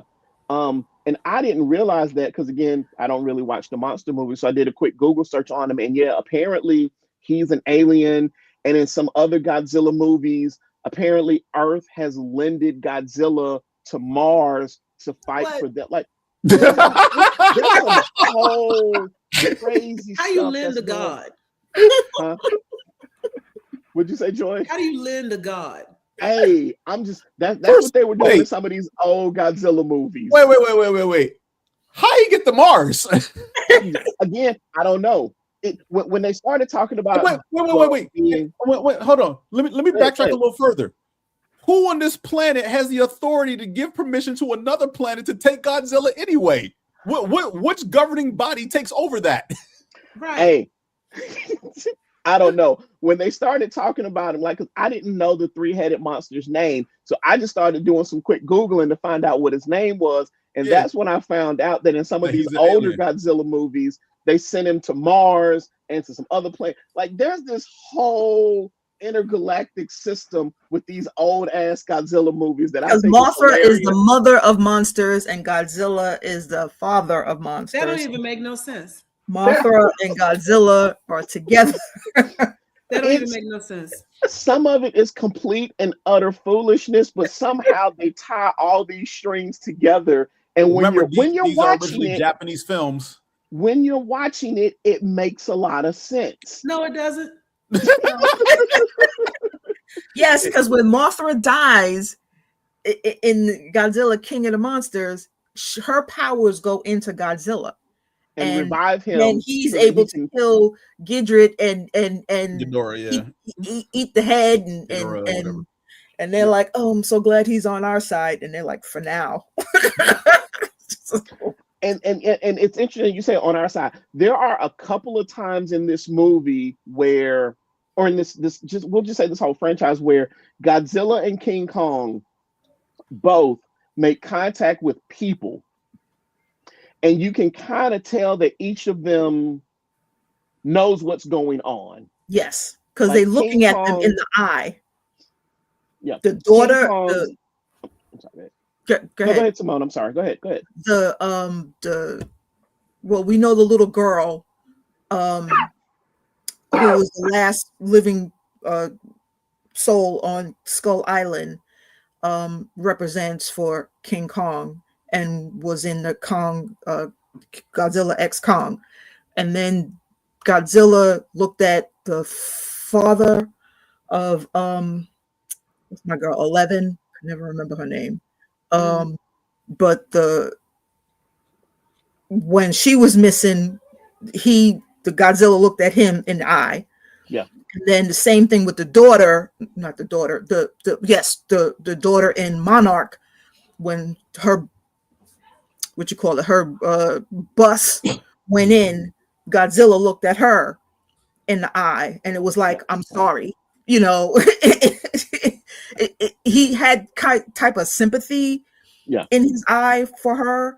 He's like, I'm sorry that your bus and your kids died, but I got to go kill this monster, or else it's going to kill way more people than the few kids that just died on your bus. Yeah. So they find the father. He's traveling around the world trying to close the portal. This other company gets involved because it's the company that the black chick who's the hacker used to work for. And she's one of these people who, when she finds out some of the animal testing that the company is doing that she works for, she fucks up their computer system so that everything kind of gets shut down. Which is why she's now in Japan living under a fake name to avoid, any punishment for what she did. But she's the one who's been she's essentially their tech support throughout the series. Okay. This is dumb. You gotta like Godzilla. You have to like Godzilla and King Kong in order to like Monarch and realize what the hell is going on, and that our government is fucking shady. Always and forever. It's shady as hell.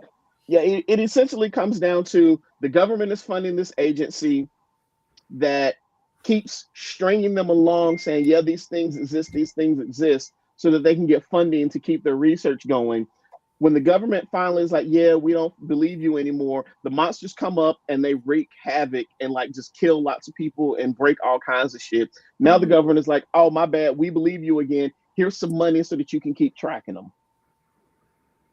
I do remember Whatcha Watchin was a Kong versus X, or Kong X Godzilla, whatever. Mm-hmm. And Godzilla was chilling in the Coliseum. He took a nap in the Coliseum, and what you gonna do? You let him stay there. There will be no events in the Coliseum until Godzilla moves. And then he woke up and was like, oh, I gotta go check on my boy Kong.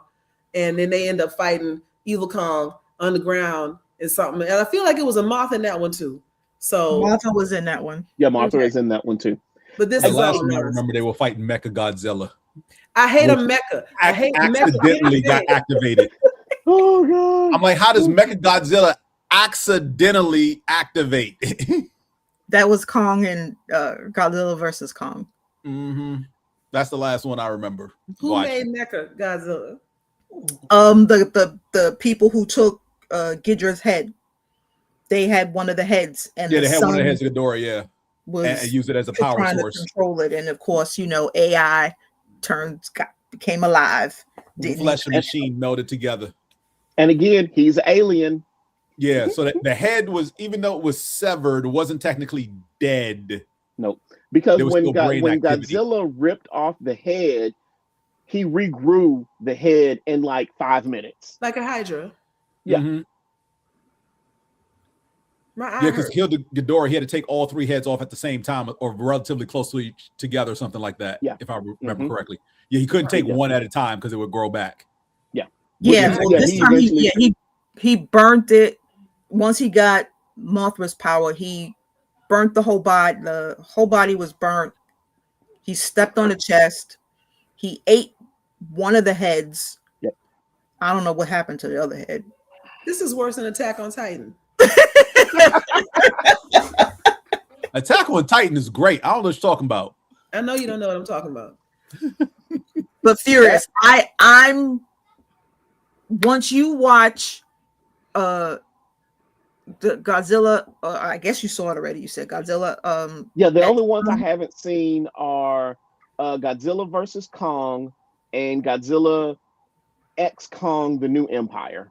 Okay, so once you watch The New Empire, that shit is funny as hell. Little baby monkey had me rolling. Once you watch that one, Little baby monkey was a jerk. To me,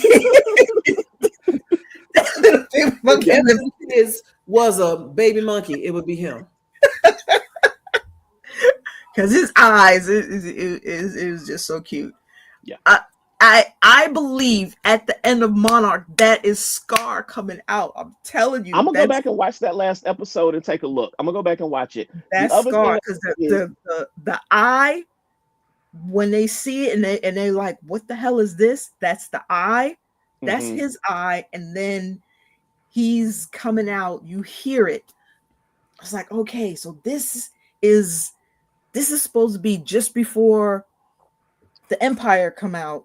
All right. That's good. The thing that I like is season 2 comes out in February, so we get more craziness in a few weeks.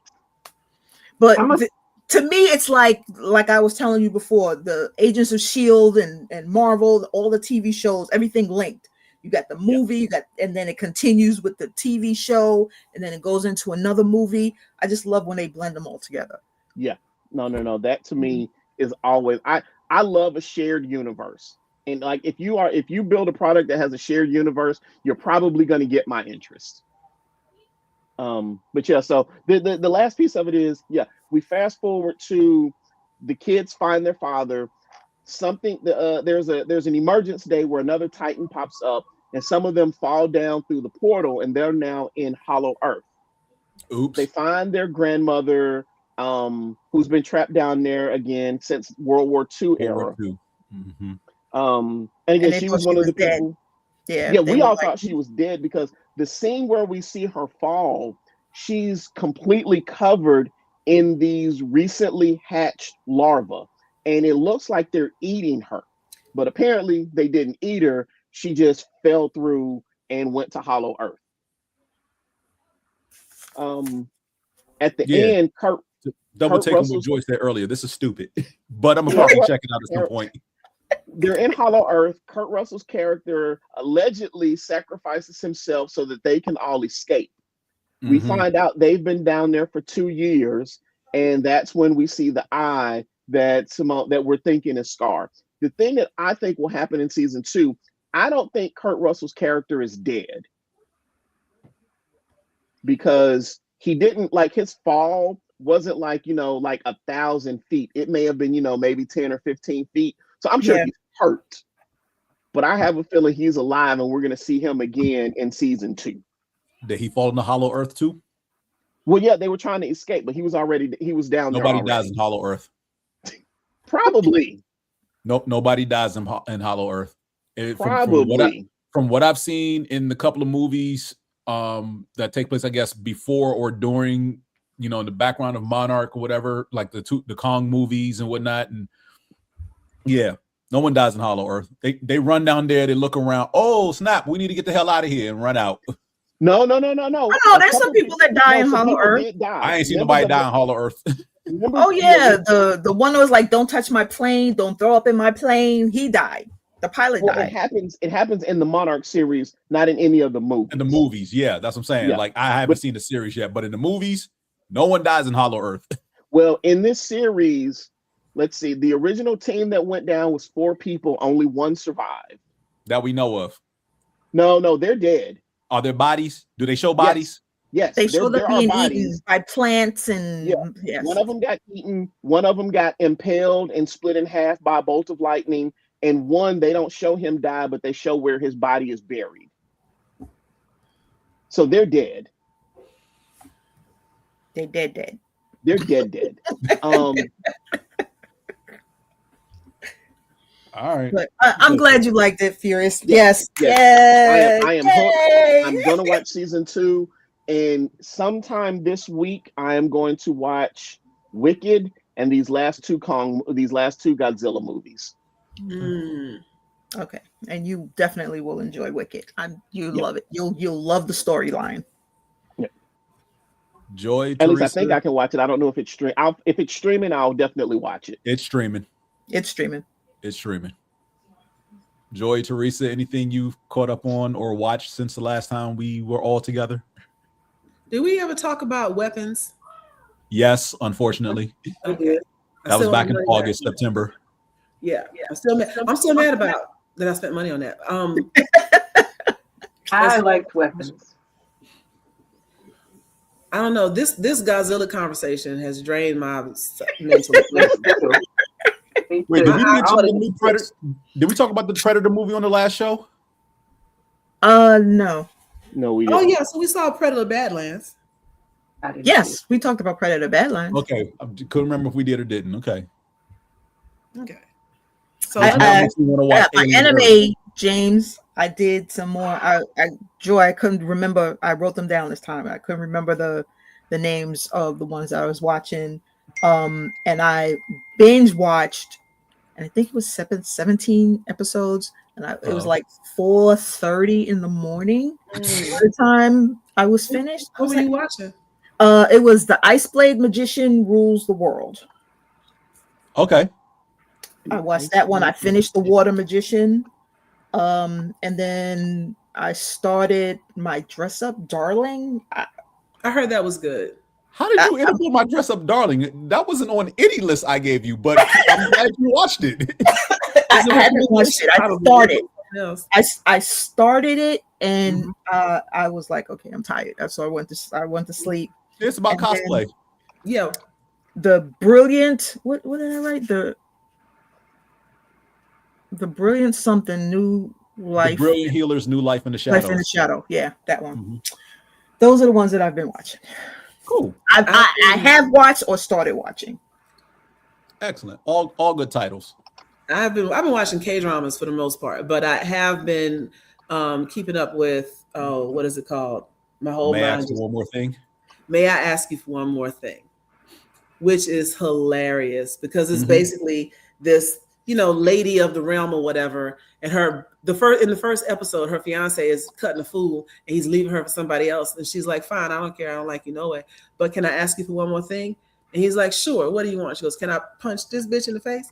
And then he's like, "What?" And then I'm talking cow, and then the rest of the show is just her beating people up. And she goes from embarrassing her family to being like a hero and everything. I mean, it's really pretty cool, but it's just a lot of fights, and fights are great. And it's just typical, like, I don't know why everybody's in high school, but then they act like they're grown, they're 20-year-olds in high school or whatever you want to call it, or 25, and people different ages, but they all seem to go to school together. Why are you in school? You grown. But everybody's. What's this on? Huh? What is this on? Crunchyroll. Crunchyroll. May I ask you one final thing? And there's another one that I started watching that a friend of mine recommended that takes place in Brazil. And it's called Something in Hatchin. Let me see if I can find the name for you.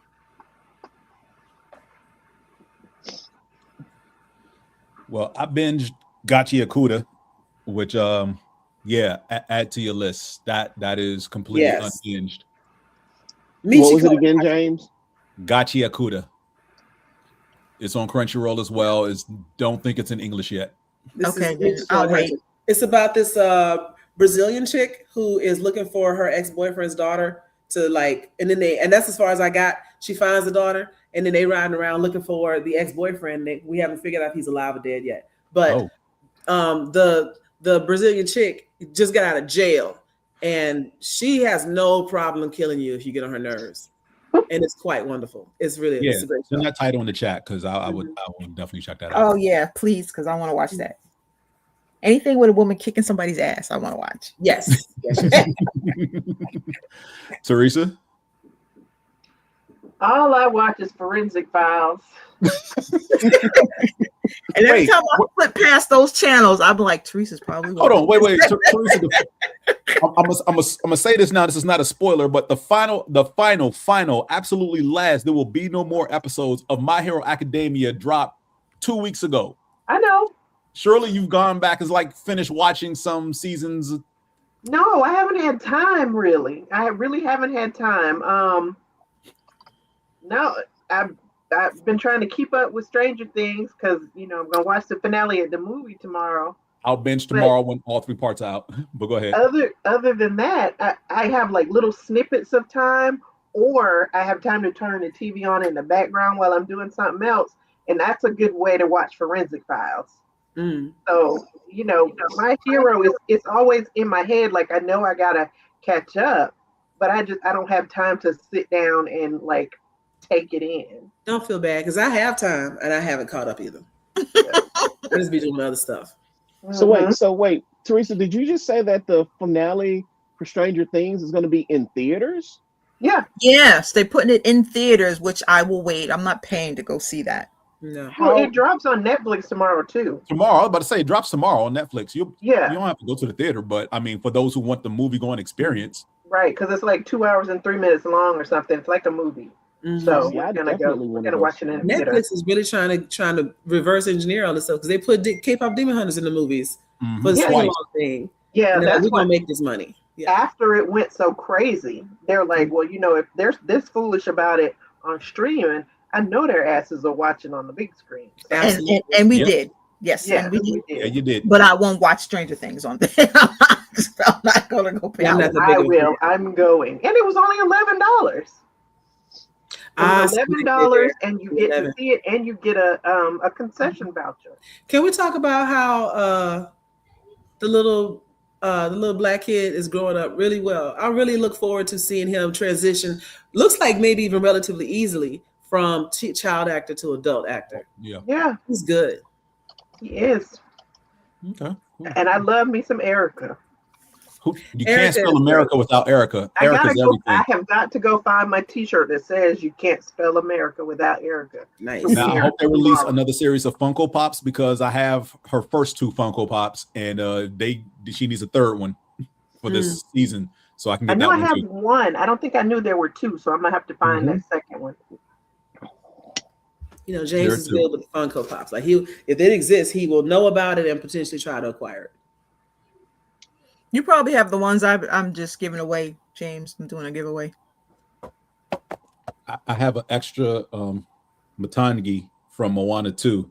I didn't realize I had. So at some point, I'm gonna probably give this one away. You know how many Funko Pops you gotta have to not realize you have one and buy it again?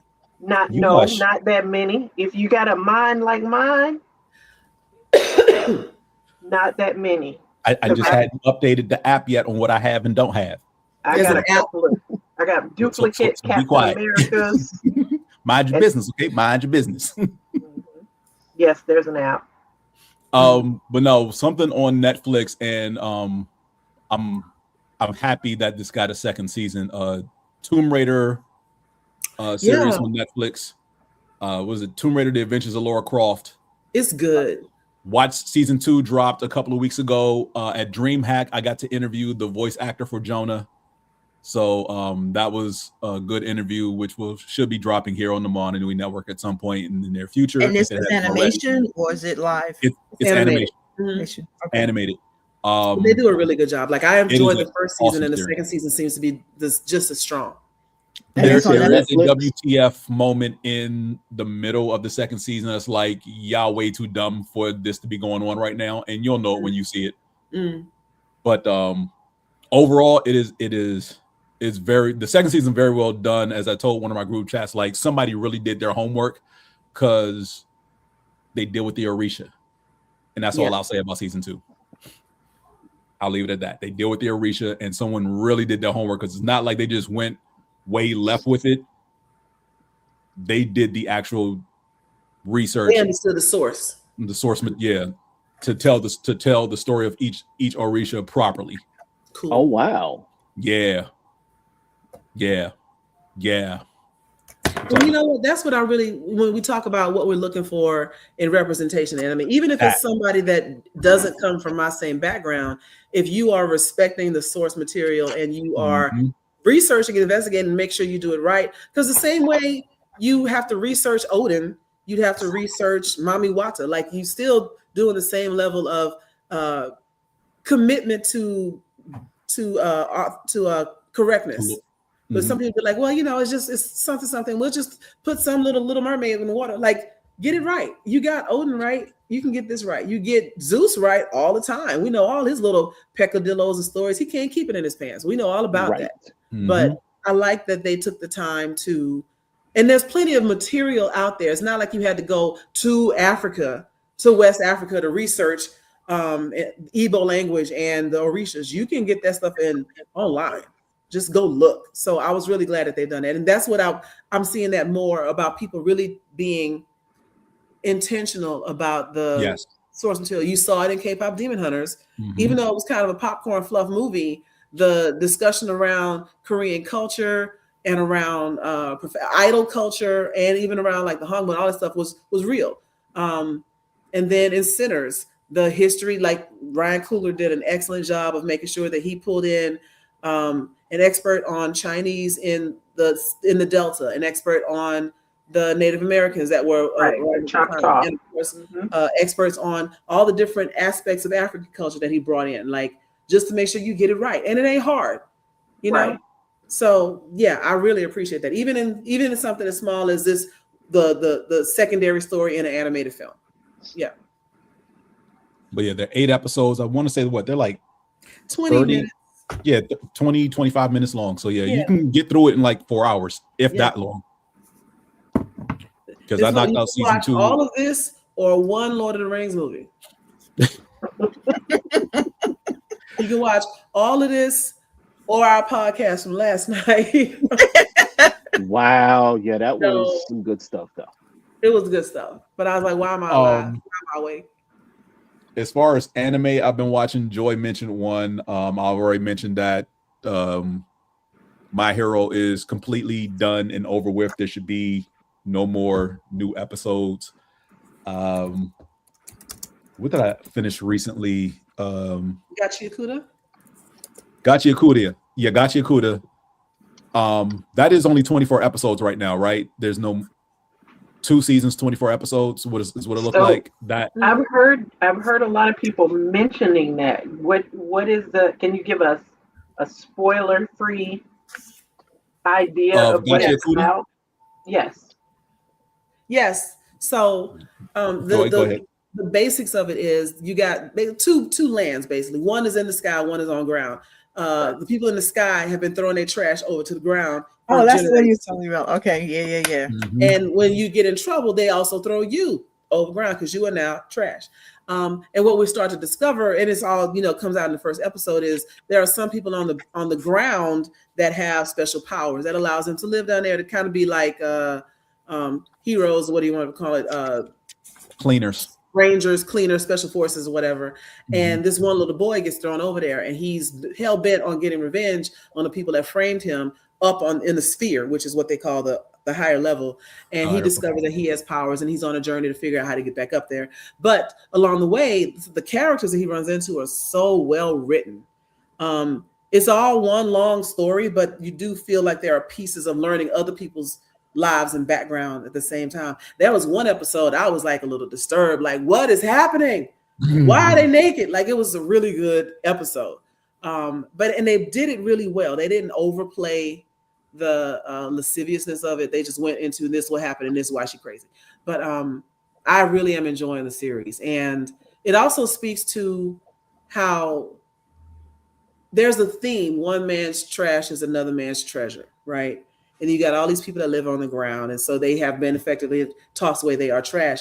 But if you care about something and you take care of it, and it means a lot to you, then it becomes your treasure. And there's those treasures that have power. And so that's the kind of the theme that runs through it. It's really interesting. Gotcha Yakuta is the name of it. Yeah. Some people call it, matter of fact, I saw a reel saying, Black Americans, can you please stop calling it Gotcha Coochie? Gotcha Coochie, yeah. And we no, were guilty. no, we will not. No, we will not. No. And then there was what was the other one? What else was I watching? But I know a new season of Spy Family has started recently, a few months, last month. It did, and I don't know how far along it is because I'm still a season and a half behind. So oh my God. I will get there. I've been watching other things. Don't judge me. Your rate of accumulation is positive. You are never going to catch up to anything because you are always behind. You keep adding He's still got boxes of comics from 6 years ago he needs to read. Right. Shut your face. You add 2 hours and watch 30 minutes. And then you add 2 more hours. You're never going to catch up. This is why I don't go on Netflix, because I spend more time on Netflix adding stuff to my queue than actually watching things on Netflix. I will say I did start watching the new Knives Out film. Is it good? It is. So far, it is very good. At this point, the series of films seems like a paint by numbers type thing. Like the setups and the setups for the crimes are, slightly different, but you get the same archetype of characters in each one. Like I said, I'm only halfway through this one, so I'm gonna finish that probably when we jump off tonight, or I'll finish watching it when I'm at work tomorrow. I love your background, by the way. Did you make that off the shirt I gave you? I most absolutely did, and this is your fault. Haha. Welcome back, Bryce. So, do y'all know there's these 2 guys that are, one of them is he actually kind of looks like the guy from Don to Don. I forget his name, but he's got kind of like a button-up suit on. Okaroon. He looks like Okaroon, but yeah, he looks a lot like Okaroon, as a matter of fact. And then this other guy is just sitting there, almost looking a little like high, and he's got a cap on. And he asks him something like, "What's water in Japanese?" And he might say, "Misu." And what's soup in Japanese? Misu. And what's mushroom? Misu. So how do I say I put mushrooms in the water, made mushroom soup? Misu, misu, misu, misu, misu, misu. And that's how they all go. He goes, so if it's the same character, he goes, same, but different. Mm-hmm. And it's so, the guy that says the same but different stuff is so annoying. He's so annoying. And it's my favorite way to learn Japanese on the internet. I don't know Japanese, way to annoy me. I won't be able to speak it. But just watching them try to figure out like the tongue twisters and how, I think one time he said they were talking about sexism in Japan, and he goes, and the guy that plays the woman, like, wife, girl, and husband, yeah. Japan equal. He goes, what's husband? And he said, whatever. What is it? Auto. And what else does auto mean? Master. And what's the word for wife? And he says the word for wife. Suma. Suma. And what else does that mean? Woman in the house. I was like, wow. So husband is master and wife is woman in the house. And what are we talking about now? You just missed a 40-minute long discussion around Godzilla. The entire Godzilla universe. I'm not putting his comments up. And then we're talking about anime that we're watching. So Bryce, jump in with us. What are you watching? Let us know what shows have caught your attention recently. We were talking about My Hero finishing up. Spy Family is coming back. Spy Family is back. It's currently Spy airing Family now. Is back. Currently airing right now. Gotcha Yakuta is a really strong show. Dan I heard was approved for a 3rd season, if I'm not mistaken. It better be, because the way season 2 ended, we're gonna fight. Okay, and have any of y'all started Stranger Things?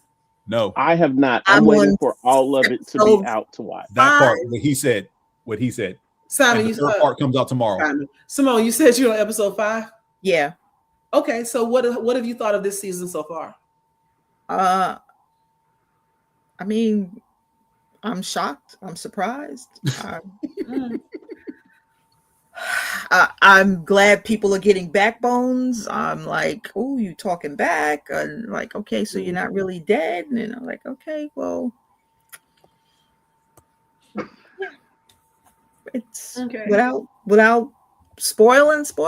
I don't want to spoil stuff for people. Yeah, I heard that somebody they accidentally spoiled it. One of the people on the cast made a mistake of talking to somebody, and they discovered that something happened, and they're like, "Oh, we weren't supposed to talk about that." So, but I don't want to say what it was. But I've so they heard did a that Mark Ruffalo, everybody's dead. Say what? They did a Mark Ruffalo, everybody dies. Everybody dies. But yeah, I haven't started Stranger Things yet. Like, I don't know. I gotta be in the mood for it because like the curly hair boy gets on my nerves.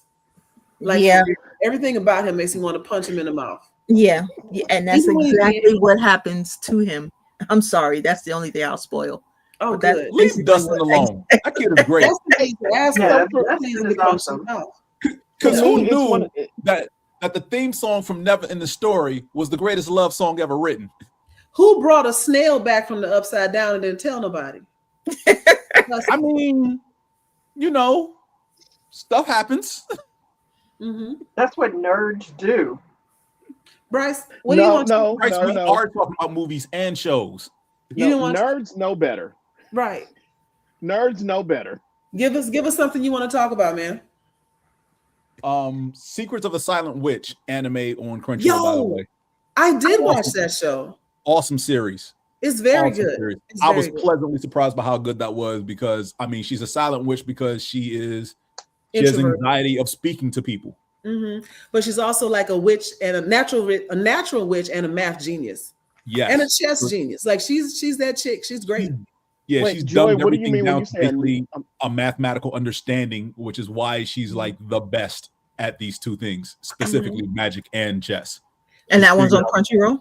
Yes. Okay. That's on Crunchyroll too. Secrets of the Silent Witch. Mm-hmm. Okay. As I'm looking Joy, at when you say natural witch, what do you mean? Like some people, like everybody pretty much has the ability to use power. Some people have to use it through like a conduit. Some people have to say a spell, and she can just do it. So that's what I mean by natural. Okay. Yeah, she doesn't have to say spells because she knows the formulas mathematically to where she basically just says them in her head and produces. She doesn't have to do an incantation. She can just be like, and fire. Yeah. Okay, I pulled up my anime list and I completely forgot what you said. Society of a Secret Witch?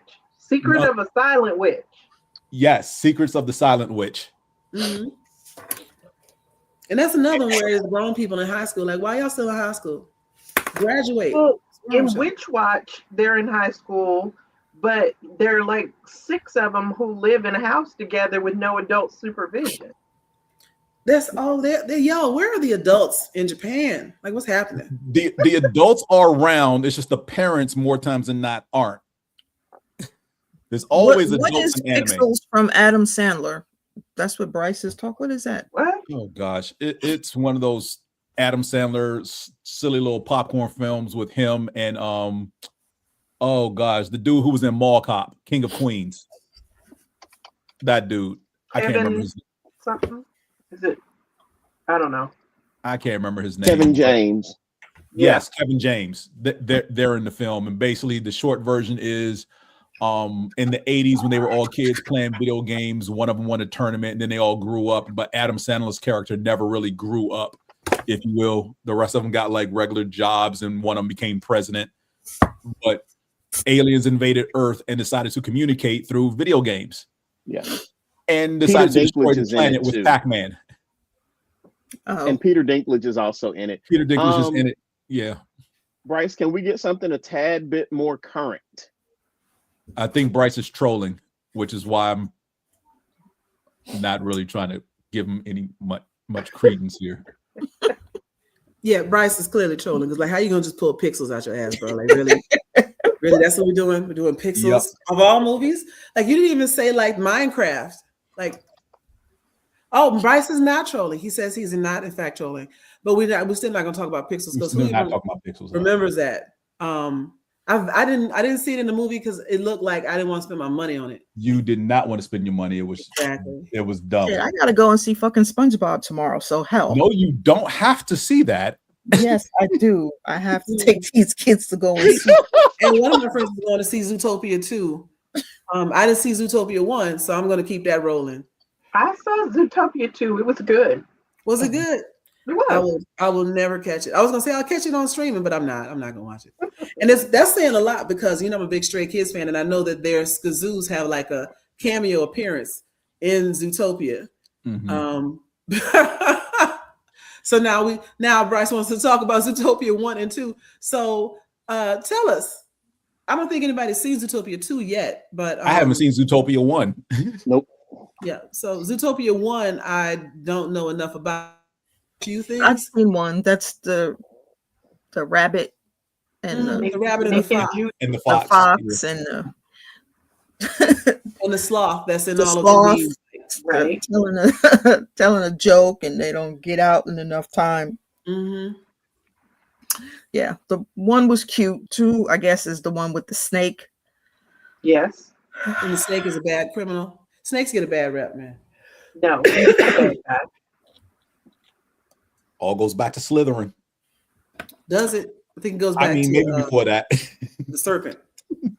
I'm gonna ignore you, James. Me too. Yeah. So this is the last episode of this show. We're not talking about that anime. Year. Yeah. What was your favorite anime of this year? Oh, wait, favorite anime or favorite? No, never mind. I'll let somebody else go. My brain just exploded. Okay. Apothecary Diaries. Which I still haven't watched. How you say that you didn't watch that? I told you he's got a rate of accumulation. He ain't gonna watch nothing. Do you want to see what my Crunchyroll queue looks like? No. You can skip a lot of that. Oh, I'm confusing because I'm sorry. I take that back because I was like, but you the one that told me, wasn't you? It was Joy. I'm sorry. Yes, it was Joy. It was Joy. Joy was the one who told you about Apothecary. I keep telling you it's Joy. And I didn't miss because Apothecary Diaries is bomb. It was great. Yeah. And I also liked Windbreaker. I think my favorite anime this year, though, would probably I'm trying to remember what came out this year because the first season of Down to Down I liked better than the second season, although the second season was good. And I'm going to watch the third season as well when it comes out. But I think this year, the one that probably captivated me the most, where I had to go and try to finish it. Yeah, it might be Apothecary Diaries. I think that might be the one that I put other stuff down for. You know? Yeah, and when I found out, I started it on Netflix, and so I didn't know there was a second season that was already out. And so when I found out, I went to Crunchyroll and binged the whole thing in one day. Yeah, it's great. It's that good. Simone? I don't know. Is it considered anime? I'm gonna say K-pop Demon Hunter. It is not anime. It's an anime. Animated movie.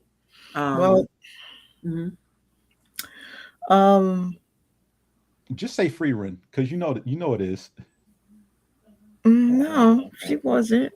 Oh wow, she wasn't. The next season starts next month, right? Oh, okay, but no, around the 16th. She wasn't. But since you said it, and I can't think of one, then yeah, we'll just say that one. Yeah, I did like Windbreaker too. I don't know if y'all heard me, but that one I think was really good too. Mine is between two because I'm not going to mention like the big names that I love, even though they are good. But I will say these two: The Water Magician, which I still rave as the best new anime of the year, period, bar none, hands down. Like everything that was new this year does not compare to that show. It's that damn good. The other thing I thoroughly enjoyed watching was The Wrong Way to Use Healing Magic, and it is exactly what the title says. So okay, those are my two. Did you ever finish Link Click? Yes, I did. That's a nice little mind bender because the second season was like, whoa, how are you going to fix this? But yeah, I was pleasantly surprised. Pleasantly surprised, especially because it's one of the that and what's the other one that Joy started watching? Daily Life of the Immortal King. That was fun. Though those two are on Crunchyroll, but the only option to watch them is in English because those are Chinese anime. Mm-hmm. But the English dub is the pretty English good. dub is fine though. And the theme song from the first season goes hard. Like I never skipped the intro because the theme song was just that good to me. Or was it the second season? Yeah, one of them is the banger. I can't remember which one, but yes, you're right. The one that's goes so it's like I forget what. Yeah, that's all I know. But it's great. Anyway, watch the show. Yeah, Daily Life of the Immortal King was great. I also did not Limerick. What was the other one? I'm trying to remember what I watched. Because now when y'all say something like, oh yeah, I watched that too. Like I did watch more anime than I thought I did this year. Okay, wait, hold on. Let me go back. The Secrets of the Silent Witch is on what? Crunchyroll and Netflix? Crunchyroll. Mm-hmm. The only thing I mentioned tonight that was on Netflix was Tomb Raider. Everything else is on Crunchyroll. Mm-hmm. Oh yeah, I forgot that. Let me write Tomb Raider. Okay. Tomb Raider. Tomb Raider's on Netflix. And it's so good. Haley Atwell is the voice of Lara Croft, by the way. Ming-Na Wen does the voice of a character in there. Oh, I like her. Nolan North voices a character. It's my Trisha Helfer is in it as well. Who else that stands out that I remember? That's it off the top of my head. Okay. And like I say, the character Jonah, voiced by Earl Balin, interviewed him at DreamHack, and he was a pleasure to talk to. Well, good. I think this has been. I think what I'm really liking to see is all the different types of stories that are coming out. Because like when I was younger, anime was like Dragon Ball Z. It was going to be fights and fights and more fights. Naruto, Fist of the North Star, Ninja Scroll, all great classic stuff. But my introduction to anime was always about fights. And then I didn't know slice of life was a thing. And now that I do, I'm like, yo, slice of life is pretty. What's the one with the assassin that got fat? That show. The assassins who got fat? The assassin who is no longer the assassin. Sakamoto Files. Sakamoto Days. Mm-hmm. That one's on Netflix. That's on Netflix as well. Sakamoto Days is really good. I found myself like downloading episodes to watch when I was flying around, which means I really wanted to see it. And see, Joy, what you were just talking about anime being about fights is probably why I never got into it. Mm-hmm. You know, because I didn't care. I thought it was all like that too, and I didn't care about that. Mm-hmm. And now they have anime is becoming a way to show really good storytelling with animated characters and really good voice actors too, because they used to just not care about the voice act. Matter of fact, Tony Weaver has been talking about this recently, how people are taking classic anime and just letting AI try to dub it into English, and it's absolutely terrible. And it's ruining the shows, and like they need to stop doing that. There's certain things that, because of somebody mentioned this before, the uncanny valley exists where, you know, the difference between fake and real, and like humans have a natural distrust and aversion to something that they see as fake or plastic, which is why we don't like those automated voices, etc. But then somebody else pointed out the uncanny valley exists because for some reason humans need to be able to identify the difference between real and fake. Like, why is that a part of our DNA? To just look at something and know it's not real, right? Authenticity. Yep. But I think I think what I've heard of AI dub voices is absolute trash. Like, not even close. Nope. It's not even as good as the girl that tries to lie to me and say that she found my account number, like she's really looking it up, and it's not a machine. Okay, you know, they're not even that good. No, that's not. Like AI narrated audiobooks. Those worst. That doesn't sound good at all. See, that's why No, go ahead. I mean, I've stumbled onto a couple of them on Audible, and every, at the very start when they're like, this book is narrated by what, and I'm like,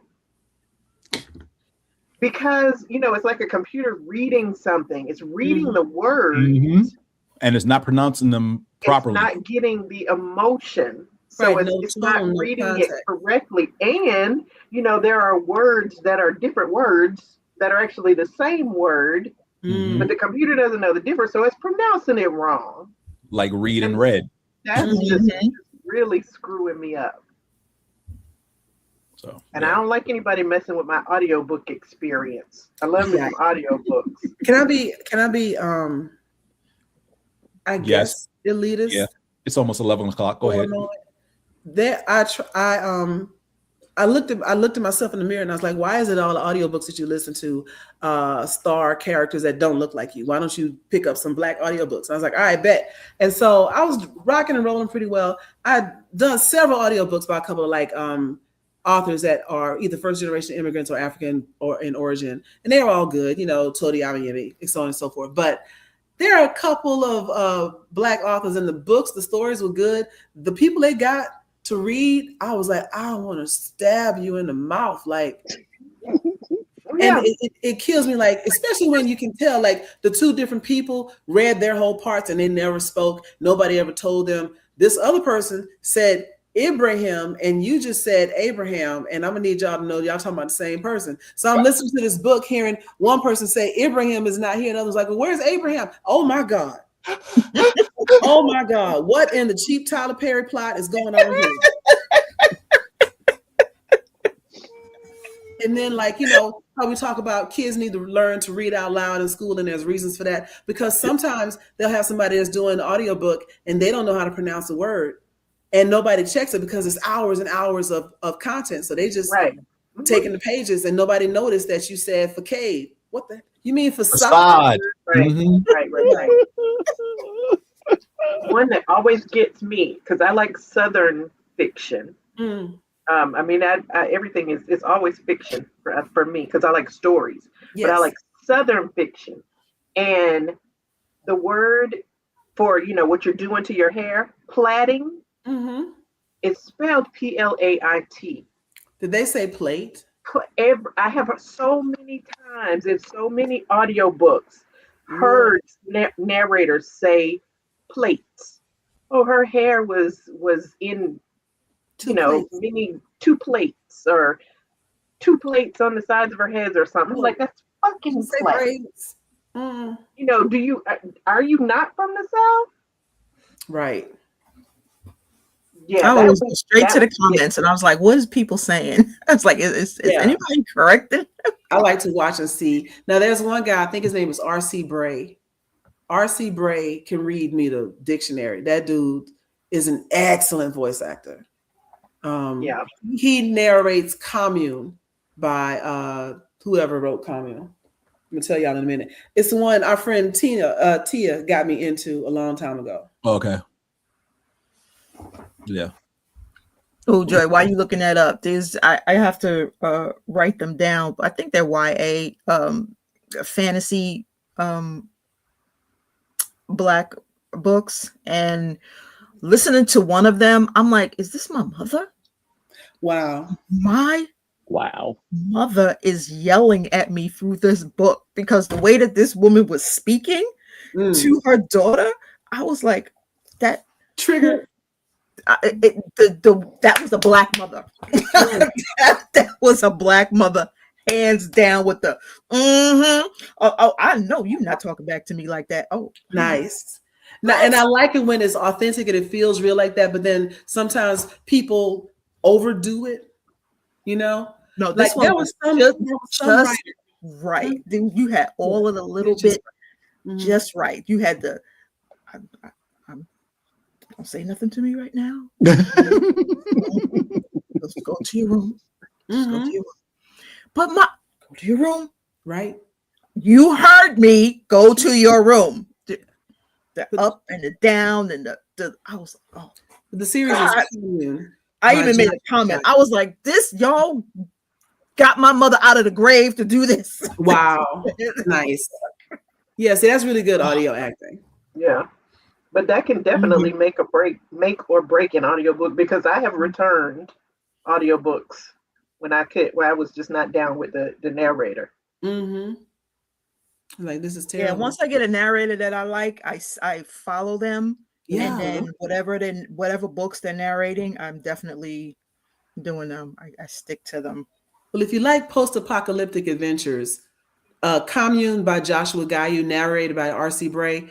The reason I bought headphones was so I could listen to all of those books while I was on my, like, doing my cycling and walking and stuff in the mornings, because they gave me time to listen. I binged all of those, but those books are still coming out. I think they're on book like 5 or 6 now, but they're great. There's a guy who does most of Stephen King's audiobooks. He's really good. Oh, that makes sense. Yeah, this guy is so good. I didn't even like most audiobooks I listen to at 1.2 speed because folks speak too slow for me. This dude, you felt like you were in the movie. It was great. But back to anime. This is supposed to be talking about what you're watching. I guess reading counts. Reading counts. If you ladies, if y'all are into smut, I'll send y'all some titles later, some stuff I read. Really awesome. I can't do smut. That's just me, you know. Well, the fantasy smut, I didn't realize when I purchased. I was like, "Oh, this looks cute. It's about angels." I'm like, what did you buy? What was it? Angels coming down, and you are a human, and these are angel men, and the chest is glycerin. And wait, what books it is? I think I read them. What's the name of the book? I have to hold on. Let me see. Is it The Witches of Salix Point? No. Oh. No. Goodness. Furious, I know this is a area that you don't delve too much into with the anime, because 90% of everything we've talked about is subbed and very little is dubbed. But is there any anime, because we haven't heard from you? The 2 anime that I definitely dove into for this year, and I know that's a small number, but again, I don't watch as much anime as the rest of you, is Rick and Morty, the anime. Oh, wow. Okay. And I finally got around to season 3 of Castlevania, and I'm gonna try and finish season 4 within the next couple of weeks. Yeah, dude. Yeah. Castlevania is proven to, so Ronin Warriors from the 80s has always been my absolute favorite anime. It's coming back. Castlevania is giving Ronin Warriors a run for their money. Nice. Yeah, and I am looking forward to the next season of Ronin Warriors. I really hope. Oh, no, it's a reboot. Oh, it's a reboot. Yeah, they're rebooting. Ooh. Yeah, it's a reboot. I was thinking, it's just an updated version of the original anime, exactly. Much like Ranma 1/2 earlier this year on Netflix. Ah, okay, cool. Yeah, I knew something was coming, but I didn't know if it was a reboot or a continuation. But clearly, it's a reboot. Mm-hmm. Cool. And I am all for, because the animation style, I'm not going to say it's dated, but it's telling of the era of when it came out. Oh, no, it's definitely dated. No, it's definitely dated. When you watch that, you know Ronin Warriors is old. Yeah, it's early 90s anime. Yeah, 80s. Was it? Yeah, it was late 80s. That was late 80s.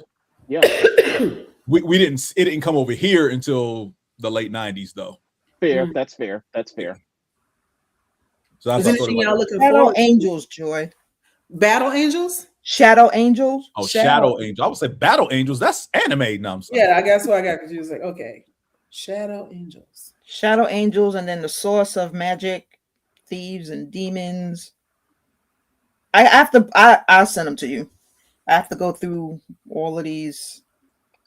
Battle Angels? And I'm pretty sure I've mentioned this title to all of you before, but I personally believe that this is always a good starter anime. Oh, Wanted Angels, a reverse harem. Oh Lord. Are these in the same series? This one's Sadie Moss. I love her. No,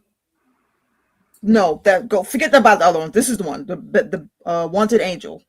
Wanted Angel. Okay. Wanted Angel, a reverse harem paranormal romance. Wanted Angel, Wicked Game, and Dark Kings. Those are the 3. Okay. By Sadie Moss. Okay, cool. That's one of them, but there's more, and I gotta get them for you. I was like, oh, something about witches and angels, and when I started listening, I was like, I'm in the car. Let me turn this off. This can't be listened to while we're in the car with the kids. No. Question for you guys. This isn't an anime, but has anybody ever seen the show called A Discovery of Witches? Yes. Yes. I read the book first. Yes. Is it okay? So based on that, I'll go ahead and add it to my list. Okay, so the book is better than the movie. Yes. Should I find the book first? Read the book first. Like, okay. I wasn't disappointed with the show, even though I read the book first, but the book allows you to get into people's head and to know a little bit more backstory than they have time to do in the show. Yeah. Okay. The reason that I ask is a clip that I saw recently. It was a bunch of people I think they were in a lab, and the guy was telling them, "Hey, you signed an NDA, so you can't talk about this stuff." And they're showing them this DNA sample, and that's when they announced to their research team that vampires are real, but they don't, kill people like the myth.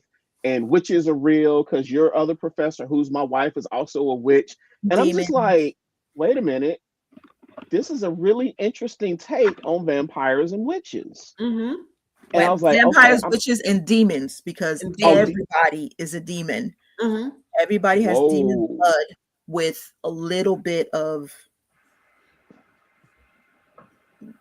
everything else. So it's like, you realize once they separated everybody, that's why everybody was dying out. You have to blend. Yeah.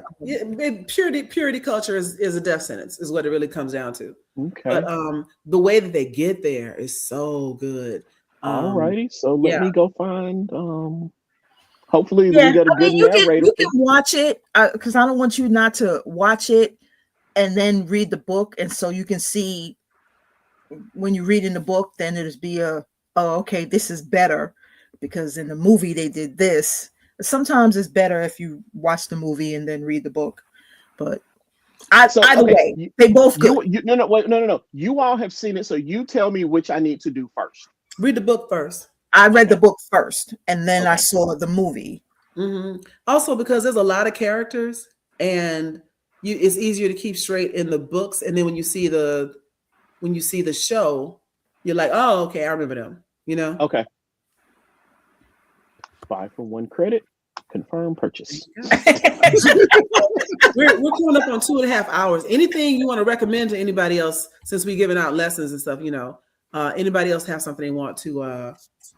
Yes, a good starter anime, and I'm pretty sure I mentioned this title before. I will always swear by this. It is not too heavy. It is whimsical, has a little bit of everything. Your supernatural, your slapstick, high school hijinks, kids just wanting to fit in. What's the title? The Melancholy of Haruhi Suzumiya. I just put it in our chat. Thank you, because I wasn't trying to write that. I know you remember that. But it is on Crunchyroll. It is 2 seasons. I think there are 12, 13 episodes each. It's not that many episodes, but yeah, that is something I will almost always recommend to someone as a starter anime. Okay. Because it is that good. Oh, and I'm taking back my favorite from Frieren to all of the Castlevanias. Okay. Fair enough. No argument here. You know what is a cute little anime on Prime that doesn't get a lot of sound is Legend of Vox Machina. It's silly, They have a spinoff series that recently started. Is it something about the 9 or the 8 or whatever? Something of Nin or something. Yeah. Or 9. Yeah. I saw that and I thought it looked similar art style. I was about to watch it. I didn't know they were related. So they are. Go ahead and kick that off. Cool. Thanks. It's a spinoff from Vox Machina. Yep. But yep. So, anybody got anything else before we get out of here? I wish you all a great New Year's Eve, New Year's Day. Don't forget your collard greens, your black eyed peas, and your meat of some sort, so you can have good luck and prosperity all through the year. And I hope your 2026 is your best year yet. I'm going to take your advice from last night's show, and I will not be humble next year. Don't be humble. Oh, me neither. It's going to be rough for some people out there because I'm not going to be humble at all. Don't be humble. You know what? It's a disservice that we were taught. It's colonialism mentality. Like it's capitalism, actually, not even colonialism. But just keep your head down and do your job and you'll be rewarded. That's a lie. That's a whole lie. And your work will speak for itself. No, it doesn't. If that was true, we wouldn't be in the lack of meritocracy we're in now. So when you do something, even if it was easy for you, tell them how hard it was. Tell them what you had to know to get it done. Let them know, yeah, I did it. I didn't like it. I stayed up extra hours, but I got it done. And then people will recognize that you were working hard instead of thinking, you make it look so easy. I didn't think you needed a raise. Yeah, no. Okay. Yeah. Again, if my presence feels smothering, then choke. Continue. If you think out too much, go look for less somewhere else. Yeah. That's my motto. That's the theme I'm living with in 26. If my presence is smothering, then choke. Yeah. Okay. All right, so I wish you all Happy New Year. Happy New Year. Happy New Year. Happy New Year to everybody. Happy New Year, everybody. Next month in the new year. Good night. Good night.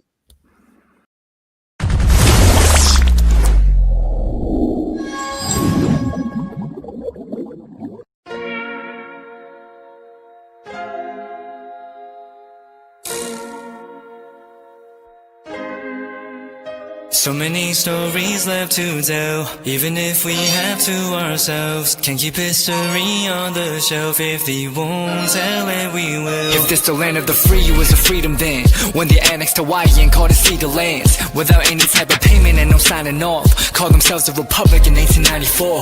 1.2 million acres overtaken from the native Hawaiians. When they resisted, the West retaliated in violence and erasure. The Hawaiian language is banned as part of colonialism's plan to expand, Stuck between a rock and a hard place. Multiple bombings of Kaho'olawe. As a part of their ongoing war with Asia, used it as a place for target practice. No consent or compensation. Colonizers call for annexation. Never cover all the locals. School will never let you know. So many stories left to tell, even if we have to ourselves. Can keep history on the shelf. If we won't tell it, we will. Too many stories left to tell, even if we have to ourselves. Can keep history on the shelf. If we won't tell it, we will. We will. So if we put Hawaii into perspective, well, Black and Asian history is interconnected. Considering the fight with the Pacific, then of course, versus Asia, they was treated as a middleman for war, but didn't let the Western colorism run its course. Cause dark skin was a sign of dignity to core. The land was taken in the name of capitalism, when prior to it was an actual kingdom. Clap back at the system. Stuck between a rock and a hard place. Multiple bombings of Kaho'olawe. As a part of their ongoing war with Asia, used it as a place for target practice. No consent or compensation. Colonizers call for annexation.